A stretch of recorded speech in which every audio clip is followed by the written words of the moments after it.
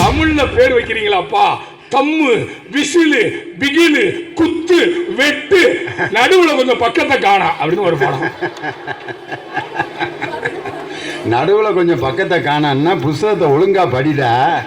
காணான்னா அந்த 10 பக்கம் எதுன்னு கண்டுபிடி. இதை ஒரு படமாக எடுக்கிறது.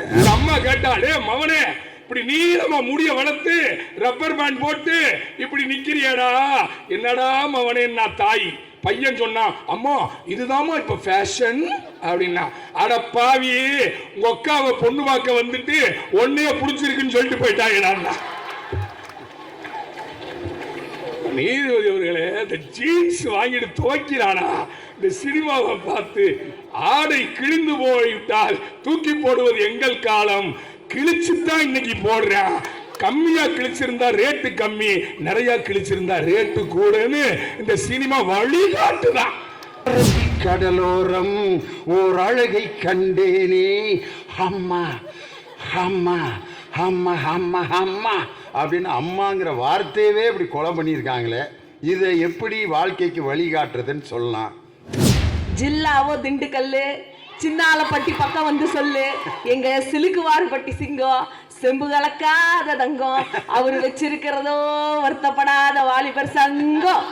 எங்க ஐயா அன்புக்கு அன்னை தெரேசா, அறிவுக்கு அப்துல் கலாம், அடக்கத்தடல் நெல்சன் மண்டேலா, எங்க லியோனி ஐயா கொடுத்த 500 5 லட்சமா நினைச்சுக்கிட்டு, மாமனா மச்சானா மானம் கெட்டவனே அப்படின்னு அந்த கேட்ட அந்த வார்த்தைக்காகவே அவர் எழுதி வைக்கணுங்க ஐநா சபையில. நல்ல வேளை கையை நேரா நீட்டினாங்க. மாமனா மச்சானா மானம் கட்டவனேன்ட்டு என் பக்கம் ஒரு பேச்சாளர் கை நீட்டிட்டாரு. எல்லாரும் என்ன பார்த்து ஒரு பேச்சாளர் லியோனி எப்படி மானக்கேடா திட்டுறாங்க, பேசாம உட்கார்ந்துருக்காரு. அவர்களே, நாளையிலிருந்து நீங்கள் பாடநூல் கழகத்திற்கு சென்று பாட சிலபஸை மாற்றி விடுங்கள். ஆத்திச்சூடியை தூக்கி எறிந்து விடுங்கள். நான் ஒரு தடவை சொன்னா 100 தடவை சொன்ன மாதிரி போட்டுருங்க. ஆத்திச்சூடிக்கு பதிலா தோக்காளு ஜெயிச்சாலு மீசை முறுக்கு மாத்திரலாமா? நாளடியா இருக்கும்ல. தமிழ்நாடு டெக்ஸ்ட் புக்கில் இருக்க எல்லா பாடநூலையும் இப்போ நீக்கிட்டு பாட்சா படத்தோட கதை வசனத்தை 6ஆம் கிளாஸ்க்கு தமிழ் பாடத்தில் வைக்க சொல்றாரு. அதுவும் எங்க அண்ணன் விஜயகுமார் அவர்கள் ஒலிம்பிக் வீரர்களே உருவாக்கிய ஒரு பேராசிரியர். ஏன்னா வைஷாலியும் பிரக்யானந்தாவும் கிளாஸ்ல உட்கார்ந்துருக்காங்க. அங்க போய் எங்க விஜயகுமார் அண்ணன் காதலும் குண்டலமும் கைக்கு வளாயாபதியும் அந்த பசங்க பார்த்துருக்காங்க. இதுக்கு பேசாம நம்ம செஸ் விளையாடவே போயிடலாம். அப்படி போய் ஒலிம்பிக் வரைக்கும் போயிருக்காங்க. எந்த அளவுக்கு நீ பாடுபடுத்திருப்பேன். போய் சுந்த உதறி ஒரு வார்த்தை சொல்லிட்டு போனேன். இந்த ஆஸ்பத்திரியில் சேர்த்தாலே பொம்பளை பிள்ளை தான் பிறக்கும்னு சொன்னாங்க. தெரியாமல் கொண்டு வந்து சேர்த்துட்டேன். பொம்பளை பிள்ளை பிறந்ததுக்கு ஆஸ்பத்திரி காரணமா, டாக்டர் காரணமா? உன் உடம்புல இருக்க சயின்ஸரா? ஒரு பொம்பளை பிள்ளை பிறந்தா அவ்வளோ வேதனைப்படுறான். இன்னைக்கு எனக்கு ஒரு பேரன் ஒரு பேத்தி. பேரனுக்கு ஃபோன் பண்ணுறாங்க. அவன் பேரன், சாமி நல்லா இருக்கேன் ஐயா அப்படின்னு கேட்குறாங்க பேரன்ட்ட. என்ன அப்பாயி குடிச்சு விட்டு பேசுறியா, போதையில் இருக்கா அப்படின்ட்டு. தூக்க கலக்கத்தில் பேசுகிறாங்க. போதையில் இருக்கியா அப்பாயின்னு கேட்குறான். யார்? பேரன். ஆனால் என் பேத்தி ஃபோனை வாங்கிட்டு, என்ன அப்பாயி குரல் டல்லாக இருக்குது அப்படின்னோடனே, அப்பாயிக்கு காய்ச்ச அப்படின்னு. நீங்கள் தாத்தாவை மட்டும் விட்டுட்டு வீட்டுக்கு வந்துடுங்க, சாப்பிட்டுட்டு மாத்திரை போடுங்க அப்பாயி. இதுதான் பேத்தி. பேரன் போதையில் இருக்கியான்னு கேட்குறான். கிருஷ்ணகிரியில் நடைபெற்ற முதலாவது புத்தக திருவிழாவில் திண்டுக்கல் ஐ. லியோனி அவர்களின் தலைமையில் நடைபெற்ற வாழ்க்கைக்கு வழிகாட்டுவது இலக்கியங்களா அல்லது திரைப்படங்களா என்கின்ற தலைப்பில் இந்த அருமையான பட்டிமன்றத்தின் இறுதி பாகத்தினை இங்கே பதிவேற்றம் செய்திருக்கிறோம். முதலாவதாக வாழ்க்கைக்கு பெரிதும் வழிகாட்டுவது திரைப்படமா இலக்கியங்களா அப்படிங்கிற அணியில் இலக்கியங்களே என்ற அணியை துவக்கி வைத்து பேராசிரியர் விஜயகுமார் உங்கள் பலத்த கரவொலியோடு மேடைக்கு வருகிறார். வாங்க. திண்டுக்கல் என்றாலே ஒன்னு பிரியாணி, இன்னொன்னு எங்க அண்ணன் லியோனி. என்னையா வந்தோன்னு இப்படி ஒரு பஞ்சு டைலாக போடுற?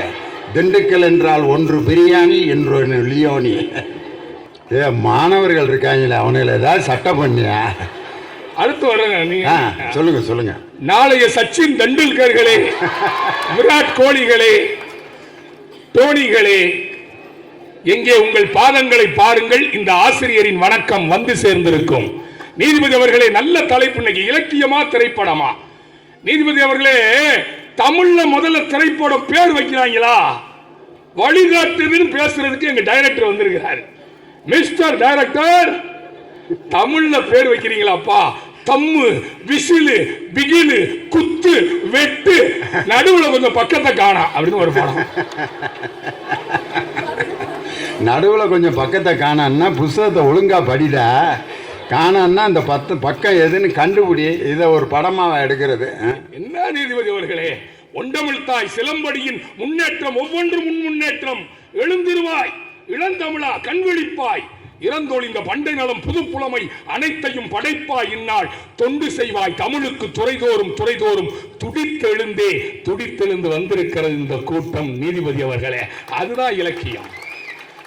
ஐநா சபையில தணிகைவேல் அவர்களே என்ன போட்டு வச்சிருக்காங்க? சினிமா பாட்டா போட்டு வச்சிருக்காங்க. ஐநா சபையினுடைய வாசலிலே, நுழைவாயிலே கணியன் பூங்குன்றன் என்கிற எங்கள் இலக்கியவாதி எழுதிய யாதும் ஊரே யாவரும் கேளீர் என்பதுதான் எழுதப்பட்டிருக்கிறது. நீதிபதி அவர்களே, ஏன்னா நடுவரை பார்த்தா எனக்கு கொஞ்சம் பயமா இருக்கு. ஏன்னா கங்கா கௌரியினுடைய கதாநாயகன் எங்க நடுவர் சினிமாவுக்கு சப்போர்ட் பண்ணுவாரோ அப்படின்னு ஒரு பயம் இருக்குது எனக்கு. நீதிபதி அவர்களே, அற்புதமான கூட்டம், எப்படி ரசிக்குதுங்க. கிருஷ்ணகிரி மக்கள் ரசனைக்கு சளைத்தவர்கள் இல்லை அப்படிங்கறத நிரூபிச்சு கொண்டு இந்த இவ்வளவு கைதட்டு ரசிக்கிறாங்களே. நாளா ஆளே இல்லாத ஆல் இந்திய ரேடியோவில் 6 மணி நேரம் பேசுறவன். இவ்வளவு அழகா ரசிக்கிறாங்க. நீதிபதி அவர்களே, உலகத்திலே புனிதமான இடங்கள், நீதிபதி அவர்களே, உலகத்திலே புனிதமான இடங்கள் 2. ஒன்று தாயின் கருவறை, இன்னொன்று ஆசிரியரின் வகுப்பறை. தாயின் கருவறையிலே ஒருவன் உயிரை பெறுகிறான், ஆசிரியரின் வகுப்பறையிலே ஒருவன் அறிவை பெறுகிறான். அந்த தாயை புனிதப்படுத்தி இருக்கிறதா சினிமா? அந்த அரபிக் கடலோரம் ஒரு அழகை கண்டனே, அம்மா தாய் அப்படிதான் கேட்க. அந்த பாட்டுல சொல்றான் அம்மா அம்மா அம்மா அம்மா அம்மா. அட பாவிகளா, முந்தி தவம் கிடந்து 300 நாள் சுமந்து அந்தி மகளா இறைவனை ஆராதித்து தொந்தி சரிய பெற்றெடுக்கிறாளே, அந்த தாயை அசிங்கப்படுத்திட்டு மிஸ்டர் தனியவேல், எங்க இலக்கியம் எப்படி அற்புதமா சினிமாவை பார்த்தா எங்க பையெல்லாம் கெட்டு போறேன். ஒரு அம்மா கேட்டாலே, மவனே இப்படி நீளமா முடிய வளர்த்து ரப்பர் பேண்ட் போட்டு இப்படி நிக்கிறியாடா, என்னடா மவனே? நான் தாய். பையன் சொன்னா, அம்மா இதுதாம்மா இப்ப ஃபேஷன் அப்படின்னா. அட பாவி, உங்க அக்காவை பொண்ணு பார்க்க வந்துட்டு ஒன்னைய புடிச்சிருக்குன்னு சொல்லிட்டு போயிட்டாங்கடா.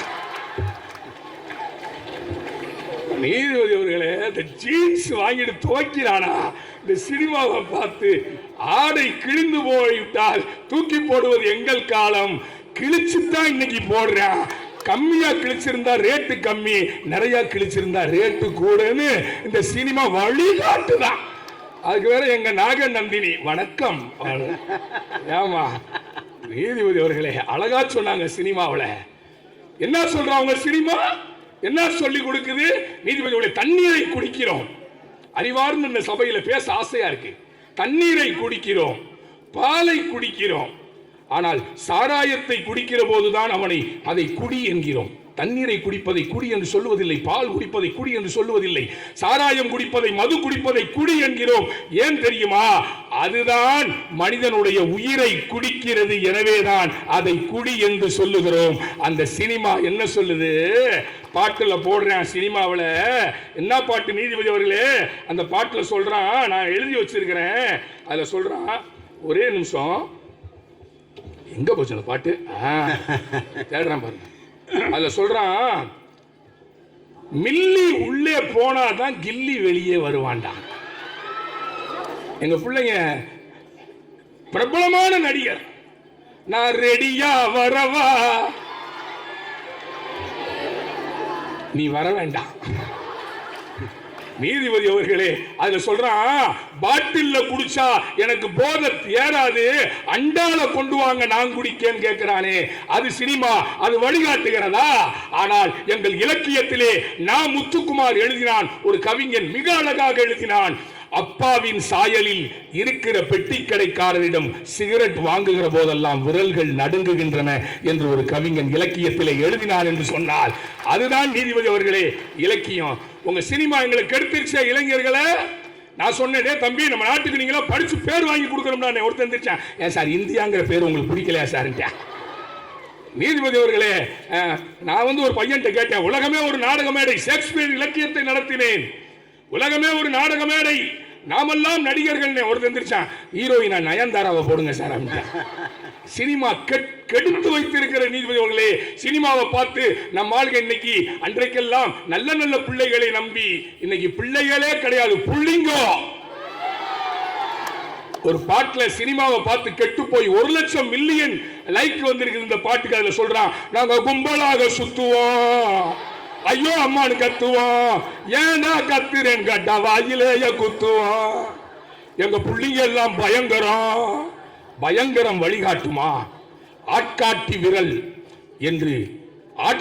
விரல் என்று சொல்லி பழகிய விரலை இன்றைக்கு குழந்தைகள் துப்பாக்கி விரல் என்று சொல்லி பழகுகிறது.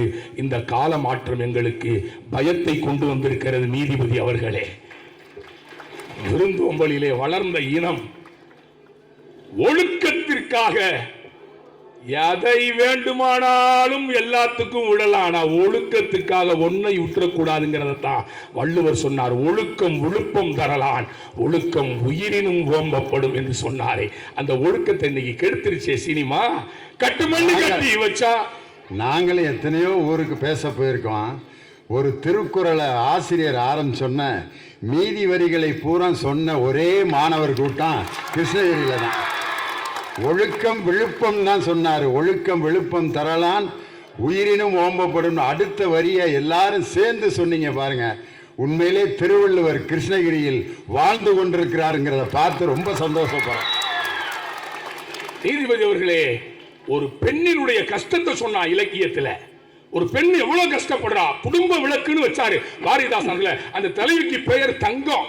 காலையில் எந்திரிப்பாள், கோலம் போடுவாள், தமிழிசை பாடுவாள், குழந்தைக்கு சோறாக்கி கொடுப்பாள், வாத்திச்சி ஆகி குழந்தையை படிக்க வைப்பாள், பள்ளிக்கூடத்திற்கு தலைவாரி பூச்சூடி பள்ளிக்கூடத்துக்கு அனுப்புவாள். ஒரு பெண்ணு எவ்வளவுலாம் கஷ்டப்படுறா அப்படிங்கிறத பாரதிதாசன் சொன்னார். இன்னைக்கு இருக்கிற கவிஞர் அழகா சொன்னா, அதிகாலை எழுந்து அடுக்களை நுழைந்து அப்பாவுக்கு முதலில் ஆவி பறக்க காப்பி போட்டு கொடுத்து விட்டு பிறகு தம்பிமார் துயின்றெழுந்த படுக்கை மடித்து வைத்து வாசல் தெளித்து வெண்புள்ளி கோலமிட்டு அலுவலகம் செல்வதற்காய் அவசரமாய் குளித்து விட்டு படி தாண்டையிலேயே பேருந்தின் நெரிசல் நினைத்து கலங்கிவிட்டு மாரருகே இடையருகே மற்றவரின் கை படர்கையில் முதுகில் கம்பளி பூச்சி ஊறுவதை முகத்தில் காட்ட தெரிந்துவிட்டு கஷ்டப்படுகிற பெண்ணுக்காகத்தான் மகளிர் உரிமை தொகையை அரசாங்கம் கொடுக்கிறது என்று சொன்னால் அரசாங்கத்திற்கே வழிகாட்டியது இலக்கியம். எங்க புள்ள எழுதினா ஒரு கவிதை, அந்த கவிதையோடு நான் நிறைவு செய்கிறேன். இலக்கியம் எப்படி வழிகாட்டுகிறது? மயிலுக்கு போர்வை தந்தான் பேகன், அவ்வைக்கு அதிகமான நெல்லிக்கனி கொடுத்தான், படர தவித்த முல்லை கொடிக்கு தேரையே கொடுத்தான், பாரி தலையையே கொடுக்க துணிந்தான் நம்முடைய குமணன். அது மாதிரி இன்னைக்கு சினிமா ஏதாவது கொடுக்க துணியுதா? நீதிபதி அவர்களே, தமிழை சிந்தித்தான் ஒரு கவிஞன் முருகா. உன்வண்ணம் செவ்வண்ணம், தேசிய கொடியை பற்றி ஒரு கவிதை சொன்னா. இலக்கியம் பாருங்க. முருகா, உன்வண்ணம் செவ்வண்ணம், உன் தந்தை சிவனின் வண்ணமோ வெண்மை, உன் தாய் பார்வதியின் வண்ணமோ பச்சை, மொத்தத்தில் இந்திய தேசிய கொடியில் நீங்கள் தான் இருக்கிறீர்கள். முருகா, நீ ஏறிய மயில் தான் எங்கள் தேசிய பறவையானது. இருந்தும் முருகா, நீ பேசிய தமிழ் மட்டும் ஏன் இன்னும் தேசிய மொழி ஆகவில்லை என்று ஒரு இலக்கியத்திலே சொன்னார் என்று சொன்னால் அதுதான் கவிதை. நீதிபதி அவர்களே, சீக்கிரம் ஒரு குழந்தை கவிதை எழுதி 6வது வகுப்பு படிக்கிற குழந்தை என்ன காமிச்சிச்சு. அந்த கவிதையை படிச்ச மெய்சிலிர்த்து போனேன். அந்த கவிதையில் அந்த குழந்தை சொல்லுது, இரவே சீக்கிரம் விடிந்து விடு. கடைசி வரி தாங்க முத்தாய்ப்பு. இரவே சீக்கிரம் விடிந்து விடு, உறங்காமல் காத்திருக்கிறார் குர்கா அங்கிள் என்று அந்த கவிதையிலே எழுதுகிறார் என்று சொன்னால் பிறருக்காக சிந்திக்கின்ற இலக்கியம் தான் வழிகாட்டும். சினிமா வழிகாட்டவில்லை. சினிமா அங்கொன்றும் இங்கொன்றும் நல்ல திரைப்படங்கள் இருக்கின்றன. ஒரே ஒரு சூரரை போற்று, ஒரே ஒரு ஜெய்பீம் போதாது என்று சொல்லி வியக்க வைத்த ரசிக பெருமக்களுக்கு நன்றி கூறி விடைபெறுகின்றேன். நன்றி, வணக்கம். சினிமாவில் அம்மாவுக்கு பெருமை சேர்க்கிற பாட்டு எக்கச்சக்கமாக இருக்கு. அம்மா என்றழைக்காத உயிரில்லையே, அம்மாவை வணங்காத உயர்வில்லையே. அம்மா என்றால் அன்பு, அப்பா என்றால் அறிவு, ஆசான் என்றால் கல்வி, அவரே உலகின் தெய்வம். தாயிற் சிறந்த கோவிலும் இல்லை, தந்தை சொல்மிக்கு அப்படின்னு பாட்டு நிறைய இருக்கு. ஆனா அதே சினிமாவில் தான் அந்த அரபிக் கடலோரம் ஓர் அழகை கண்டேனே, அம்மா அம்மா அம்மா அம்மா அம்மா அப்படின்னு அம்மாங்கிற வார்த்தையவே இப்படி கொலை பண்ணியிருக்காங்களே, இதை எப்படி வாழ்க்கைக்கு வழிகாட்டுறதுன்னு சொல்லலாம் அப்படின்னு கேட்டார். நான் சின்ன பையனாக இருக்கும்போது எங்கள் வீட்டில் எங்கள் அண்ணன், ரெண்டாவது அண்ணன், நான், அதுக்கப்புறம் ஒரு பிள்ளைங்கள்லாம் பிறந்துச்சு, என் தங்கச்சி ஒன்று பிறந்துச்சு. அதுக்கப்புறம் என்னை ஒரு பிள்ளையாவே மதிக்க மாட்டேன்ட்டாங்க. பொம்பளை பிள்ளை பிறந்தோன்னே அப்புறம் என்னை விரட்டி விட்டாச்சு. அந்த 3 பையங்க நாங்கள் வீட்டில் வாழ்ந்த காலத்தில் எங்கள் அம்மா சாயந்தரம் ஸ்கூல் முடிச்சுட்டு வந்தோன்னே எங்கள் பெரிய அண்ணனுக்கு ஒரு 5 வயசு, ரெண்டாவது அண்ணனுக்கு 3 வயசு, எனக்கு 1 வயசு, அது எனக்கு ஒரு 2 வயசு, 3 பேரையும் ஜன்னலில் உட்கார வச்சு வெள்ளை சோறை, மீதி இருக்க சோறெல்லாம் சாம்பார் போட்டு கலக்கி உருண்டையாக பிடிச்சி ஆளுக்கு ஒரு உருண்டை பிடிச்சி கொடுப்பாங்க. ஜன்னலில் உட்காந்துருப்போம் நாங்கள்லாம். அந்த உருண்டை சோறு இருக்குது பாருங்கள், பெத்த தாய் கையில் உருட்டி கொடுக்குற அந்த சோறு ஒரு ஸ்டார் ஹோட்டலில் 10,000 ரூபா கொடுத்து சாப்பிட்டாலும் மன திருப்தி ஏற்படாத அந்த அருமையான அன்பு கலந்து அந்த சோத்து உருண்டை வாங்கி அப்படியே சாப்பிட்டுட்டு இருப்பான்.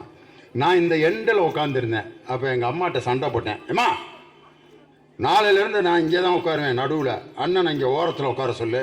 டே அவன் தாண்டா 2வது பிறந்தான், அவன் நடுவில் தாண்டா உட்காந்துருப்பான் அப்படின்னாங்க எங்கள் அம்மா. முடியாது, என்னை நடுவில் உட்கார வை அப்படின்ட்டு எங்கள் அண்ணன் எனக்காக விட்டு கொடுத்துட்டு நடுவில் இருக்க சீட்டை எனக்கு விட்டு கொடுத்துருச்சு எங்கள் அண்ணன்.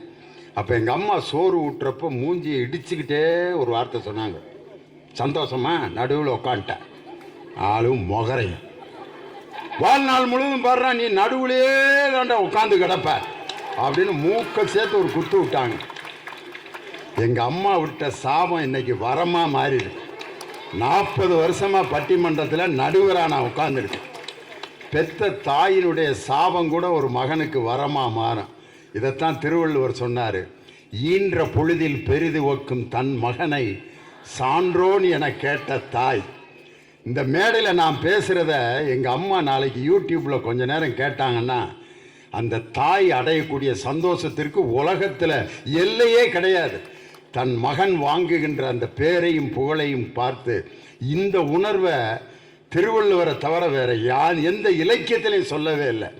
ஈன்ற பொழுதில் பிறக்கும்போது ஏற்பட்ட சந்தோஷத்தை விட தன் மகனை ஒரு சான்றோன் என சொல்லும் பொழுது அந்த தாய் அடைகின்ற மகிழ்ச்சி தான் உலகத்தில் சிறந்த மகிழ்ச்சி என்று வள்ளுவர் சொன்னார். பார்த்தீங்களா, இதை சினிமாவா சொல்லுச்சு அப்படின்னு யார்?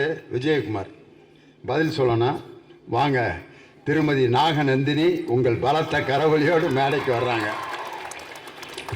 எங்கள் 4 பேர்த்துக்கு இடையில ஒரு பெண்ணாக இருந்து இந்த பட்டிமன்றத்தை ஜெயிக்க வந்திருக்கிறார். வாங்க. வாழ்க வையகம், வாழ்க வையகம், வாழ்க வளமுடன். குரு வாழ்க, குருவே துணை. தமிழ் மொழி என்று சொன்னால் நீரும் தித்திக்கும் அத்தகைய தமிழன்னையை வணங்கி ஆன்றோருக்கும் சான்றோருக்கும் நடுவர் பெருந்தகைக்கும் முதற்கண் முத்தாய்ப்பான வணக்கத்தை தெரிவித்துக் கொள்கிறேன். ஐயா, தலைப்பை தொடங்கிறதுக்கு முன்னாடியே திரைப்படம் அப்பவே பங்கீட்ட சொல்லி கொடுத்துருக்கு. எப்படி தெரியுமா? ஜில்லாவோ திண்டுக்கல், சின்னாலப்பட்டி பக்கம் வந்து சொல்லு, எங்க சிலுக்குவார்பட்டி சிங்கம், செம்பு கலக்காத தங்கம், அவர் வச்சிருக்கிறதோ வருத்தப்படாத வாலிபர் சங்கம், எங்க ஐயா அன்புக்கு அன்னை தெரேசா, அறிவுக்கு அப்துல் கலாம், அடக்கத்தடல் நெல்சன் மண்டேலா, எங்க லியோனி ஐயா கொடுத்த 500 5 லட்சமா நினைச்சுக்கிட்டு இந்த கிருஷ்ணகிரி மக்களை கொஞ்சம் அசர வச்சுதான் காட்டுவோமா? இதுக்கு மேல என்ன இந்த கிருஷ்ணகிரி பிள்ளைகளை நம்பவே முடியலையே. திருக்குறள் சொன்னாலும் கூடயே அப்படியே பாடுறீங்க, சினிமா பாட்டு ஆரம்பிச்சு விட்டாலும் மிச்சத்தை பூரா பாடுறீங்க. எல்லாத்துலேயும் மிகப்பெரிய அறிவாளிகளாக எங்கள் கிருஷ்ணகிரி மாணவிகள் இருக்கிறது ரொம்ப சந்தோஷம். அதுக்கு காரணம் என்ன தெரியுமாங்க நடுவர் அவர்களே? சொல்லுப்பா. தோத்தாலும் ஜெயிச்சாலும் மீசைய முருகே அப்படின்னு இருக்கிறது தான். என்னங்க பேசுறீங்க? ஒரு நிமிஷம் யோசிச்சு பாருங்க. எங்க விஜயகுமார் சார் வந்து ரொம்ப அருமையா பேசிட்டு போனார். என்ன பிரச்சனை? அந்த அரபிக் கடலோரம் அந்த பாட்டு அம்மா அம்மன் ஏமா நம்மளாம் சோஷியல் படிச்சிருக்கோம் இல்லையாப்பா? அதுல மேப் இருக்குல்ல, அந்த மேப்ல அரபிக் கடல் எந்த சைடு இருக்கு? கேரளா பக்கம் இருக்கு இல்லையா? அப்ப கேரளா கிட்ட இருக்கவங்கள யாரும் அம்மா அம்மான்னு கூப்பிட மாட்டாங்க ஐயா. அவங்கள அம்மே அம்மே அப்படின்னு தான் கூப்பிடுவாங்க. அது கூட ஒரு அம்மாவினுடைய பாடல் தான். அதை எப்படி நீங்க தவறுன்னு சொல்லலாம்? விஜயகுமார், இதுக்கு தான் மற்ற லாங்குவேஜை பற்றியும் தெரிஞ்சுக்கணும். கேரளாவில் அம்மான்னு சொன்னீங்கன்னா தெரியாது, அங்கே அம்மே. அங்கே போய் அப்பானா யார் ராணின்னு கேட்பாங்க, அங்கே அச்சன்னா தான் தெரியும். அம்மே அச்சன் அப்படின்னு சொன்னாதான் தெரியும். அங்க போய் அப்பா அப்படின்னா யார் ராணி வெளியே போ. அதான் பாருங்க, இதுல சொல்றாரு ஐநா சபையில யாதும் ஊரே யாவரும் கேளீர் தானே எழுதி வச்சிருக்காங்க. அதெல்லாம் சரிங்க. ஐநா சபை என்ன இந்தியாவிலேயா இருக்கு? அது ஃபாரின்ல இருக்கு. ஆனா அந்த ஃபாரின்காரனே வியந்து பார்க்கக்கூடிய அளவுக்கு நீங்க கேட்டீங்களே தமிழ் என்ன வளர்த்திருக்கு உங்களுடைய தமிழ் அப்படின்னு சொல்லி வரலாறு தெரியுமான்னு. எங்க இன்னைக்கு இருக்கக்கூடிய எத்தனையோ வரலாறு பாமர மக்களுக்கும் எடுத்துக்கொண்டு போய் சேர்த்தது திரைப்படங்கள் தான். அதாவது ராஜராஜ சோழன்ல தொடங்கி வஉசில தொடங்கி கிட்டத்தட்ட நம்மளுடைய வீரபாண்டிய கட்டபொம்மன் சொன்னா சிவாஜி சாரனுடைய மீச கூடி நடிக்கும்னு சொன்னா ஒரு நிமிஷம் யோசிச்சு பாருங்க. வானம் பொழிகிறது, பூமி வெளிகிறது, நான் உனக்கு ஏன் கொடுப்பது கிஸ்தி, எங்களோட வயலுக்கு வந்தாயா, ஏற்றம் இறைத்தாயா, நீர்ப்பாய்ச்சி நடுவயல் நடைய கண்டாயா, நாட்டு நட்டாயா, களை பறித்தாயா, கலைநிவார் உழவருக்கு கஞ்சி கலையம் சுமந்தாயா, அல்லது அங்கே கொஞ்சி விளையாடும் எம்பிள பெண்களுக்கு மஞ்சள் அறுத்து பணி புரிந்தாயா, மாமனா மச்சானா மானங்கெட்டவனே அப்படின்னு அந்த கேட்ட அந்த வார்த்தைக்காகவே அவர் எழுதி வைக்கணுங்க ஐநா சபையில. நல்ல வேளை கையை நேரா நீட்டினாங்க. மாமனா மச்சானா மானம் கட்டவனேன்ட்டு என் பக்கம் ஒரு பேச்சாளர் கை நீட்டிட்டாரு. எல்லாரும் என்னைய பார்த்து ஒரு பேச்சாளர் லியோனி எப்படி மானக்கேடா திட்டுறாங்க, பேசாம உட்காந்துருக்காரு. நாகநந்தினி ஒரு எக்ஸ்பீரியன்ஸான பேச்சாளர்ன்ற நிரூபிச்சிட்டாங்க. மானம் கெட்டவனேன்னு வானத்தை காமிச்சிட்டாங்க. அங்கே யாரை வேணாலும் நம்ம நினச்சிக்கலாம். ஆமாங்க. இல்லை ஒரு நிமிஷம் யோசிச்சு பாருங்களேன், இவங்களுடைய இலக்கியம் என்னமா சொல்லியிருக்கு. இப்போ வந்து நின்னார்ல நம்மளுடைய ஐஏஎஸ் அதிகாரி, அவங்கள பாருங்க, அறம் படத்தில் வர நயன்தாரா மாதிரி சும்மா கெட்ட அப்படி உட்கார்ந்துருக்காங்க. அப்படி இருக்கிற ஒரு கலெக்டர் முன்னாடி வச்சுட்டு பெண்கள்னா வீடு கூட்டணும், விளக்கு ஏற்றணும், அம்மா அப்பாவை பார்த்துக்கணும், சாப்பாடு செஞ்சு கொடு. எப்போ சார் இப்படியே இருப்பீங்க? நாங்களாம் வெளியே வரவே வேணாமா? அதுக்காக தான் கேவிபி சார் பாலச்சந்திரன் சார் 1974 எனக்கு ரொம்ப பிடிச்ச ஒரு கதை தெரியுங்களா? அந்த கதையில அப்பா சரி இருக்க மாட்டாங்க, அண்ணா வேலைக்கு போக மாட்டாங்க, குடும்பத்தையும் தங்கச்சி எல்லாத்தையும் பார்த்துக்கணும், மொத்த குடும்பத்தையும் தான் தோல்ல தாங்கி நின்னுட்டு அதுல ஐயா அந்த காலத்துல இந்த மறுமணங்கிறதுக்கு இடமே கிடையாது. ஆனா கணவனை இருந்த அந்த பெண்ணுக்கு கூடி கல்யாணம் பண்ணி மிகப்பெரிய ஒரு புரட்சியை ஏற்படுத்திய படம் அப்படின்னு சொன்னா அவள் ஒரு தொடர்கதைன்ற அந்த படம் தாங்க ஐயா. அதனாலதான் அந்த பெண்கள் வெறும் வேலைக்கு சும்மா போக கூடாது, நீங்க நல்லா படிச்சுட்டு போங்கம்மான்னு சொல்லி புதுமை பெண் திட்டத்தின் மூலமாக நம்மளுடைய முதல்வர் இன்னைக்கு மாசம் 1000 ரூபாய் கொடுத்து உங்க கையில தாமா நாளைக்கு உலகமே இருக்கு அப்படின்னு காமிச்சிருக்கிறாங்க. எங்க அந்த படத்துல ஒரு பாட்டு வரும், அதுல ஒரு ஆண் பாருங்க எப்படி பாடுவாருன்னா, தெய்வம் தந்த வீடு வீதி இருக்குன்னு தான் சொல்லுவாங்க. ஆனா அந்த பெண் தான் அந்த குடும்பம் வீதிக்கு போகாம கூட காப்பாத்துவான்னு சொன்னா உங்களுடைய இலக்கியம் வீட்டுக்குள்ள வச்சுட்டு இருந்துச்சு. எங்களுடைய திரைப்படம் தாங்க பெண்களை வெளியவே வர வச்சது. சார் ஏமாந்து போறவன் இருக்கிற வரைக்கும் ஏமாத்துறவன் இருந்துட்டே தான் இருப்பான். அத சொன்ன படம் தான் சதுரங்க வேட்டைன்ற படம். எவ்வளவு அழகா அந்த படத்துல எவ்வளவு பெரிய விஷயத்த சொல்லியிருப்பாங்க. ஏங்க எல்லாத்தையுமே யோசிச்சு பார்க்கணும். நாங்க ஒரே ஒரு ஜெய்பீமை மட்டும் சொல்ல கிடையாதுங்க. கிட்டத்தட்ட நடுவின்றி நட்பொருள் வைக்கின் குடிவின்றி குற்றமும் ஆங்கே வரும் அப்படின்னு. ஐயா இது நான் திருக்குறள்ல படிக்கல, ஒரு படத்துல சொன்ன அந்த ஒரு கருதான். இந்த கருக்கான அர்த்தம் என்ன தெரியுங்களா? இன்னொருத்தனுடைய குடிய ஆசைப்பட்டினா உன் குடும்பமே அழிஞ்சு போயிடும். ஆனா அதையெல்லாம் சேர்த்து நீ நிறுத்தணும்னா, நீ அடித்தட்டத்துல இருந்து மேல வரணும்னா நீ நல்லா படிக்கணும். அது எப்படி தெரியுமா அந்த டயலாக் வரும்? நம்ம கிட்ட காசு இருந்தா புடுங்கிக்குவானுங்க, நிலம் இருந்தா தூக்கிக்குவானுங்க, படிப்பு மட்டும்தான் சாமி நம்மளை காப்பாத்தும். ஒரே மண்ணில தான் பிறக்கிறோம், ஒரே மொழியத்தான் பேசுதோம், இது போதாதா நம்மளாம் சேர்ந்து வர்றதுக்கு? அதனால படி. அந்த அப்பா சொல்லுவாங்க, சிவசாமின்ற அப்பா சொல்லுவாரு, படி தங்கம் படி, படிச்சு அதிகாரத்துக்கு வா, அதிகாரத்துக்கு வந்து உனக்கு நடந்ததை வேற யாருக்கும் நடக்காம பார்த்துக்கொண்டு சொல்லி அந்த அசுரன் படம் இன்னைக்கு எவ்வளவு பெரிய சமுதாய மாற்றத்தை ஏற்படுத்தி இருக்கீங்க. என்னங்க பேசுறீங்க? ஒரு காலத்துல உண்மையாலுமே பொம்பளை பிள்ளைங்களை வெளியே கொண்டது திரைப்படம் தான் சார். என்ன சொன்னாங்க? முள்ளு மேல சேலை விழுந்தாலும் சேலை மேல முள்ளு விழுந்தாலும் ஆபத்து சேலைக்கு தான், இப்படிதான். அப்புறம் ஊசி இடம் கொடுக்காம நூல் உள்ள போகுமா அப்படிதானே கேட்டாங்க. ஆனா அதை மாத்தி அந்த படத்துல ஒரு டைலாக் வச்சாங்க, ஊசி கேட்டு என்னைக்கு சார் நூலை நுழைச்சிருக்கீங்க, சிரிச்சு பேசுறதும் தொட்டு பேசுறதும் ஆணுக்கு இருக்க மாதிரி பெண்ணுக்கு ஒரு உணர்ச்சி, அவ்வளவுதான். இனிமேல ஒரு கணவனாகவே இருந்தாலும் நோ மீன்ஸ் நோ அப்படின்னு சொல்லி பெண்ணினுடைய முழு சுதந்திரத்தை சொன்ன படம் தான் நேர்கொண்ட பார்வைன்ற படம்னு சொன்னா இது எவ்வளவு பெரிய சமுதாய மாற்றத்தை ஏற்படுத்தி இருக்கு. இன்னைக்கு எத்தனை மாணவர்கள் உட்கார்ந்துட்டு இருக்காங்க, ஆசிரியர்கள், கலெக்டர் எல்லாரும் உட்கார்ந்துட்டு இருக்காங்க. எவ்வளவு ஒரு அந்யூன்யம் இல்ல. ஒரு காலத்துல இவங்க இலக்கியம் சொல்லுச்சு, துரோணாச்சாரியாரையும் கிட்டத்தட்ட விஸ்வாமித்திரர் அது மாதிரி பயத்து தான் இருந்துச்சு. ஆனா சாட்டைங்கிற ஒரு படம் வந்துச்சு, படிச்ச ஆசிரியர் வேணாம், டெய்லியும் படிக்கிற ஆசிரியர் வேணும்னு சொல்லி மாணவருக்கும் ஆசிரியருக்குமான உறவை தூக்கி காமிச்ச படம் அப்படின்னு சொன்னா இந்த திரைப்படம் போதாதா சார்? இங்க உங்களோட இலக்கியத்தை நான் 2 டைலாக்ல சொல்லட்டுமா? ஒரே ஒரு விஷயம் தான். அதிகமா ஆசைப்படுற ஆம்பளையும் அதிகமா கோவப்படுற பொம்பளையும் நல்லா வாழ்ந்ததா சரித்திரமே இல்லை ஐயா. இதுதான் இலக்கியம். என்ன தெரியுங்களா? அதிகமா ஆசைப்படுற ஆம்பளை யாரு? துரியோதனை. கௌரவம் கூட்டமே முடிச்சு வச்சு, புரிஞ்சுதாங்க? மகாபாரதம் முடிஞ்சிருச்சு. அடுத்தது அதிகமா கோவப்படுற பொம்பளை, அதுதான் சூர்பனகை. ராமாயணத்துல ராவணன் கூட்டமே முடிச்சு போச்சு. இவ்வளவுதான். இந்த ஈஸியான விஷயத்தை ஏன் சார் ரொம்ப காம்ப்ளிகேட் பண்றீங்க? இல்ல நான் கேட்கிறேன், எல்லா விஷயத்தையும் அப்படியே டேக் இட் ஈஸியா எடுத்துட்டு போகணும். எங்க ஆட்டோக்கு பின்னாடி பிரசவத்துக்கு இலவசம்னு அன்னைக்கு ஒரு படத்துல எழுதி வச்சதை இன்ன வரைக்கும் நாங்க ஃபாலோ பண்ணிட்டு இருக்கோம்னா அதுதான் சார் திரைப்படம் செய்த ஆக பெரும் சாதனையா இருக்கு. எங்க கும்கின்னு ஒரு படங்க, வாயில்லா பூச்சி அந்த யானை சொல்லி கொடுத்துச்சுங்க. அதுல ஒரு டைலாக் வரும், மாணிக்கம் மதம் முடிச்சது உனக்கு இல்லடா எனக்கும் சேர்த்துதான்னு சொல்லி கொடுத்துச்சுன்னா இந்த திரைப்படம் தாங்க சார் எங்களுக்கு எல்லாத்துக்கும் மேல. இன்னைக்கு சித்தான்னு ஒரு படம் வந்துச்சு சார், அதை பார்க்கும்போது உடம்பெல்லாம் புல்லேறும். ஒரு நிமிஷம் ஜெயகாந்தன் சொல்லி ஆக சிறந்த ஒரு எழுத்தாளர் இருந்தார். அன்னைக்கு அக்னி பிரவேசன் ஒரு புத்தகம் எழுதும் போது இந்த உலகமே அதை எதிர்த்து நின்றுச்சுன்ற மாதிரி, அதாவது தமிழ்நாட்டில் முக்கியமா அதுக்கான வரவேற்பு இல்லைன்னு சொன்னாங்க. ஆனா இன்னைக்கு அதையெல்லாம் முறியடிக்கிற மாதிரி அந்த சித்தாங்கிற அந்த படத்தின் மூலமாக ஒரு பெண் எந்த நிலையில இருந்தாலும் அவனால மேலேறி வர முடியும், அதற்கு குடும்பம் தான் துணையா இருக்கணும்னு சொல்லி ஆக சிறந்த கருத்துக்களை இன்னைக்கு சொல்லி கொண்டு இருக்கிறது தான் இந்த திரைப்படம்னு சொன்னா நிறைவா இந்த ஒரே ஒரு விஷயத்த சொல்றேன். எல்லாரும் விவசாயம்னு பேசுறோம். இவங்களோட இலக்கியத்துல எத்தனை விவசாயத்தை சொல்லியிருக்காங்கன்னு தெரியலீங்க. ஆனா கடைசி விவசாயிங்கிற அந்த படங்க, அந்த படத்துல ஒரே ஒரு சீனுங்க, அந்த கோட் சீன் வரும். அந்த ஐயா நின்றுட்டு இருப்பாரு, உண்மையா மனசெல்லாம் பதபதச்சு போயிடும்.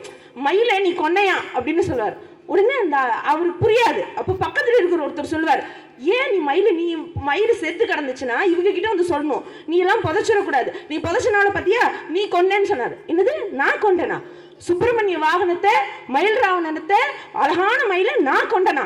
யார் சொன்னா உனக்கு அப்படின்னு சொல்லி கேட்டு கேஸ் எல்லாம் நடக்குங்க. ஆனா அது எல்லாத்துல கடைசியில போவாங்க. கடைசியில் அந்த விவசாயினால மட்டும்தான் அந்த பயிரை காப்பாற்ற முடியும். கூட பார்த்துக்க சொல்லி போட்டிருந்த போலீஸ்காரர் போய் பார்த்துக்க மாட்டாரு. கடைசி நிமிஷத்துல அந்த ஐயா இறந்துட்டாருன்னு நினைச்சு எல்லாரும் வந்து நின்று பார்ப்பாங்க. திரும்பவும் முழிச்சிருந்தோம்னா உயிர் வர மாதிரி இருக்கும். அந்த லாஸ்ட் சீனு, விவசாயம் தான் சோறு போடுன்னு 5 அறிவான அந்த யானை முதற்கொண்டு படிச்சவங்க அத்தனை பேர் வந்து வயல்ல நின்று நாத்து நிட்டு இந்த விவசாயம் தாயா இனிமேல் நாட்டை காப்பாத்துன்னு சொன்ன அந்த கடைசி விவசாயிங்கிற படம் இன்னைக்கு விவசாயத்தையே மதிக்க வச்சதுன்னு சொன்ன எங்க ஹரிச்சந்திர நாடகம் தான் காந்திஜிக்கு மிகப்பெரிய மாற்றத்தை கொடுத்துச்சு. அதாவது என்னைக்கெல்லாம் அப்துல் கலாம் ஐயா சோர்ந்து இருந்தாரோ அப்பெல்லாம் வந்து உன்னை அறிந்தால்ன்ற பாட்டு அவருக்கு உயிர் விட்டுன்னு சொன்னாங்க. இது எல்லாவற்றுக்கும் மேலாக கிட்டத்தட்ட பொன்னியின் செல்வன் 5 பாகமா வந்துச்சு. நாங்க 6 மணி நேரம் படம் எடுத்தோம். மொத்த பேர்த்தோட மனசுலயும் நாங்க உட்கார்ந்தோம்னு சொன்னா இலக்கியங்களை மட்டும் பேசிக்கொண்டிருந்த பட்டிமன்றங்களில் அந்த இலக்கியத்தோடு இணைஞ்சு திரைப்பட பாடல்கள் மூலமாக பட்டு தொட்டையெல்லாம் போய் சேரக்கூடிய அளவுக்கு, பாமரருக்கும் புரியக்கூடிய அளவுக்கு அந்த இலக்கியத்தை எளிமைப்படுத்தி எடுத்துக்கொண்டு சேர்த்தவர் தான் எங்களுடைய மாண்புமிகு நடுவர் அவர்கள், திண்டுக்கல் லியோனி ஐயா அப்படின்னு சொன்னா நீங்களே இதுக்கு ஆக சிறந்த உதாரணம் தாங்க ஐயா. ஆக இலக்கியங்களுக்கு உயிரூட்டி கொடுக்கறதே எங்களுடைய திரைப்படம் தாங்க. அதையும் சாதாரணமா நினைச்சுக்காதீங்க. ஏதோ 1-2 திரைப்படம் வேணா தவறா வரலாம், ஆனா முழுக்க முழுக்க ஒரு பிரசவம் மாதிரி தான் ஒரு படம் எடுக்கிறதையும் அதை நல்ல முறையில தான் எடுத்து இந்த சமுதாயத்தை பெரிதும் வழிநடத்த திரைப்படம் தான் என்று கூறி வாய்ப்பளித்த அனைத்து நல்ல நெஞ்சங்களுக்கும் நன்றி பாராட்டி இடம் அமர்கிறேன். வாழ்க வளமுடன். நாகநந்தினி சும்மா கிளப்பிட்டாங்க. இலக்கியத்தில் சொல்லப்பட்ட மிகப்பெரிய கஷ்டமான விஷயங்களை எல்லாம் திரைப்படம் ரொம்ப எளிதாக சொல்லிச்சேன்ட்டு அதிகமாக ஆசைப்படுற ஆம்பளையும் அதிகமாக கோவப்படுற பொம்பளையும் நிம்மதியாக இருந்ததாக சரித்திரமே இல்லை. அவர் எம்பிட்டு டயலாக் பேசியிருக்காருங்கிறீங்க. இன்னொரு டயலாக் சொல்லுவார், ஆண்டவன் நல்லவங்களை சோதிப்பான் ஆனால் கைவிட மாட்டான், ஆனால் கெட்டவங்களுக்கு நிறைய கொடுப்பான் ஆனால் கை விட்டுருவான். நான் ஒரு தடவை சொன்னா 100 தடவை சொன்னா மாதிரியா. இது 1000 செயல் நடத்தினாலும் இதை சொல்ல முடியுமா? ஆண்டவன் நல்லவங்களை சோதிப்பான் ஆனால் கைவிட மாட்டான். இவ்வளோ பெரிய நம்பிக்கையான ஒரு வார்த்தை. இன்னொன்று பாருங்க, குழந்தைகளை பற்றி எத்தனையோ இலக்கியங்களில் சொல்லுது. திருக்குறளில் குழல் இனிது யாழ் இனிது என்பர் தம் மக்கள் மழலை சொல் கேளாதவர். இது கண்டிப்பாக ஒரு தமிழையா நமக்கு விளக்கம் சொல்லணும். குழல் என்றால் என்ன, யாழ் என்றால் என்ன, மக்கள் என்றால் என்ன அப்படின்னு விளக்கம் சொல்லி அதுக்கு ஒரு பொழிப்புரை. குழலும் யாழும் தருகின்ற ஒரு மகிழ்ச்சியை விட ஒரு குழந்தையின் மழலை சொல் மிக மகிழ்ச்சியை தரும். பொழிப்புரை தேவைப்படுது. ஆனால் குழந்தைங்களா சேர்ந்து பாடுற ஒரு பாட்டுக்கு யாரும் பொழிப்புரையோ சொல்ல வேண்டியதில்லை. ஒரு படத்தில் எம்ஜிஆர் பாடிட்டு இருப்பார் குழந்தைகளோட, சிக்கு மங்கு சச்சப்பப்பா, சிக்கு மங்கு சச்சப்பப்பா, சிரித்து வாழ வேண்டும் பிறர் சிரிக்க வாழ்ந்திடாதே, உழைத்து வாழ வேண்டும் பிறர் உழைப்பில் வாழ்ந்திடாதே, சிரித்து வாழ வேண்டும் பிறர் சிரிக்க வாழ்ந்திடாதே. அதில் எனக்கு பிடிச்ச வரி எது தெரியுமா? வானில் நீந்தும் நிலவில் நாளை பள்ளிக்கூடம் நடக்கும், காற்றில் ஏறி பயணம் செல்ல பாதை அங்கே இருக்கும், எங்கும் வாழும் மழலை செல்வம் ஒன்றாய் சேர்ந்து படிக்கும், இல்லை ஜாதி மதமும் இல்லை என்றே பாடி சிரிக்கும், சிரித்து வாழ வேண்டும். நாளைக்கு நிலவுல பள்ளிக்கூடம் நடக்கும் அப்படின்னு அன்னைக்கு ஒரு கவிஞன் 1973 கனவு கண்டான். இன்னைக்கு நமது தமிழ் விஞ்ஞானிகள் சந்திரனினுடைய தெற்கு பகுதியில் நீர் இருக்கிறது என்பதை கண்டுபிடித்த உலகத்தின் முதல் விஞ்ஞானி நமது தமிழ் விஞ்ஞானிங்கிறத, வானில் நீந்தும் நிலவில் நாளை பள்ளிக்கூடம் நடக்கும்னு சொல்லி அன்னைக்கு ஒரு கவிஞன் புலமை பித்தன் கனவு கண்டார். வானத்தில் ஏறி சந்திர மண்டல வாசலை தொடலாமா, மாண்டு கிடக்கும் மனிதனின் மேனி மறுபடி எழலாமா, என்றொரு காலம் ஏங்கியதுண்டு இன்று கிடைத்தது பதில் ஒன்று, இன்று எவனும் வேதம் சொன்னால் 2 வருடம் ஜெயில் உண்டு. ஜாதி மதத்தை பற்றி வேதம் சொன்னா உனக்கு 2 வருஷம் தண்டனைன்னு சொல்லி அன்னைக்கு கண்ணதாசன் சொன்னார். இன்னைக்கு ஒரு கிராமத்தில் நடந்துச்சு, கரூர் மாவட்டத்தில். காலை சிற்றுண்டி வழங்குறப்ப அந்த சிற்றுண்டியை சமைச்சு கொடுக்குற ஒரு அம்மா, ஒரு குறிப்பிட்ட ஜாதியை சேர்ந்தவங்க, சாப்பிட வந்த மாணவர்கள்லாம் அந்த ஜாதி வெறியர்கள் தூண்டி விட்டு அந்த அம்மா சமைச்சதை சாப்பிட மாட்டோம் அப்படின்னு அடம் பிடிச்சிட்டாங்க. ஒரு ஜாதி பிரச்சனை ஒரு ஊரில், கரூரில் ஒரு கிராமத்தில் நடந்தது. உடனடியாக அந்த மாவட்டத்தின் ஆட்சித்தலைவராக இருந்த பிரபு சங்கர் IAS அந்த கிராமத்துக்கு போய் எந்த பெண் சமைத்தாலோ அந்த பெண்ணின் கையிலே ஊரையே கூட்டி தரையில் அமர்ந்து முதல்ல கலெக்டர் கையில் வாங்கி அந்த அம்மாட்ட சாப்பாடு வாங்கி சாப்பிட்டாரு. ஊரே சாப்பிட்டுச்சு. அந்த கூட்டமே திருந்தி இனிமே நாங்கள் சாப்பாட்டில் ஜாதியை பார்க்க மாட்டோம் அப்படின்னு சொன்ன வரலாறு இப்போ நடந்தது. இதை ஒரு காலத்தில் சினிமாவில் பாடினாங்க. வரதப்பா வரதப்பா கஞ்சி வரதப்பா எங்கப்பா அப்படிங்கிற பாட்டில், குலாம் காதர் புலாவிலே கறி கிடைக்குது, அது அனுமந்தராவ் சமையலிலே கலந்திருக்குது, மேரியம்மா கேரியரில் எராயிருக்குது, அது பத்மநாபர் ஐயர் வீட்டில் குழம்பில் மிதக்குது, சமையலெல்லாம் கலக்குது, அது சமத்துவத்தை வழக்குது, சாதி சமய பேதமெல்லாம் சோத்த கண்டா பறக்குது. சோத்துல ஜாதி கிடையாதுன்னு அன்னைக்கு திரைப்படத்தில் தான் கவிஞர் வாலி பாட்டு எழுதினார். அது மாதிரி ரொம்ப அற்புதமான திரைப்பட பாடல்கள், திரைப்பட வசனங்கள்லாம் வந்திருக்குன்னு ரொம்ப அருமையாக பேசினாங்க. நிறைவாக இலக்கியங்களே என்ற அணியை நிறைவு செய்ய கோவை தனபால் உங்கள் ஆரவாரத்துடன் மேடைக்கு வருகிறார். இலக்கியங்களே என்ற அணியை நிறைவு செய்ய. நடுவர் அவர்களே, இன்றைய சமுதாயத்தை வழிநடத்துவது திரைப்படமும் குத்துப்பாட்டும் என்று பேசிவிட்டு சென்றிருக்கிறார்கள். திரைப்படமும் குத்துப்பாட்டும் ஒருபோதும் சமுதாயத்தை வழிநடத்தாது. எங்கள் 8 தொகையும் 10 பாட்டும் தான் இந்த சமுதாயத்தை வழிநடத்தும் என்று பேசுவதற்காக வருகை தந்திருக்கிறோம். நீங்கள் சிந்தித்து பாருங்கள். அதியமானுக்கும் தொண்டைமானுக்கும் இடையே நடக்கின்ற போரை தடுத்து இந்த நாட்டை அழகாக ஆட்சி செய்ய வைத்த அவ்வையாக அமர்ந்திருக்கின்ற ஆட்சி தலைவரை பார்த்து அறம் நயன்தாராவாக அமர்ந்திருக்கிறார் என்று மதிப்பிற்குரிய எதிரணி தோழி சொல்லி இருக்கிறார்களே, அதுதான் எங்களுக்கு வேடிக்கையாக இருக்கிறது. அருமை குழந்தைகளே, இலக்கியத்திற்கும் திரைப்படத்திற்கும் ஒரே வித்தியாசம்தான். இலக்கியம் என்பது தாய்ப்பாலை போன்றது, திரைப்படம் என்பது பாக்கெட் பாலை போன்றது. தாய்ப்பால் ஒருபோதும் விஷத்தன்மை இருக்காது. பாக்கெட் பால் எப்பொழுது வேண்டுமானாலும் அது விஷம் ஏறலாம் என்பதை நீங்கள் மனதிலே புரிந்து கொள்ள வேண்டும். பட்டிமன்ற தலைப்பை மாத்திரலாமா?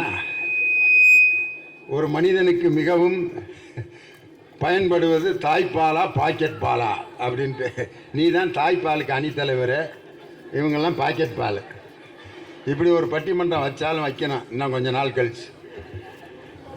நடுவர்களே, தாய்ப்பால் ஒரு நாளும் விஷமாகாது. குழந்தைகளுக்கு எவ்வளவு நாள் இருந்தாலும் அது அமிர்தமாகத்தான் இருக்கும். ஆனால் பாக்கெட் நாள் அன்றே விஷமாகும் அல்லது 2-3 நாட்களிலே அது விஷமாகி போகும். அதுபோலதான் திரைப்படங்களிலே சில நல்ல கருத்துக்கள் இருக்கும். அது கால மாற்றத்தால் அந்த கருத்துக்கள் ஏற்றுக்கொள்ள முடியாததை போல அமர்ந்துவிடும் என்பதுதான் எங்களுடைய கருத்து.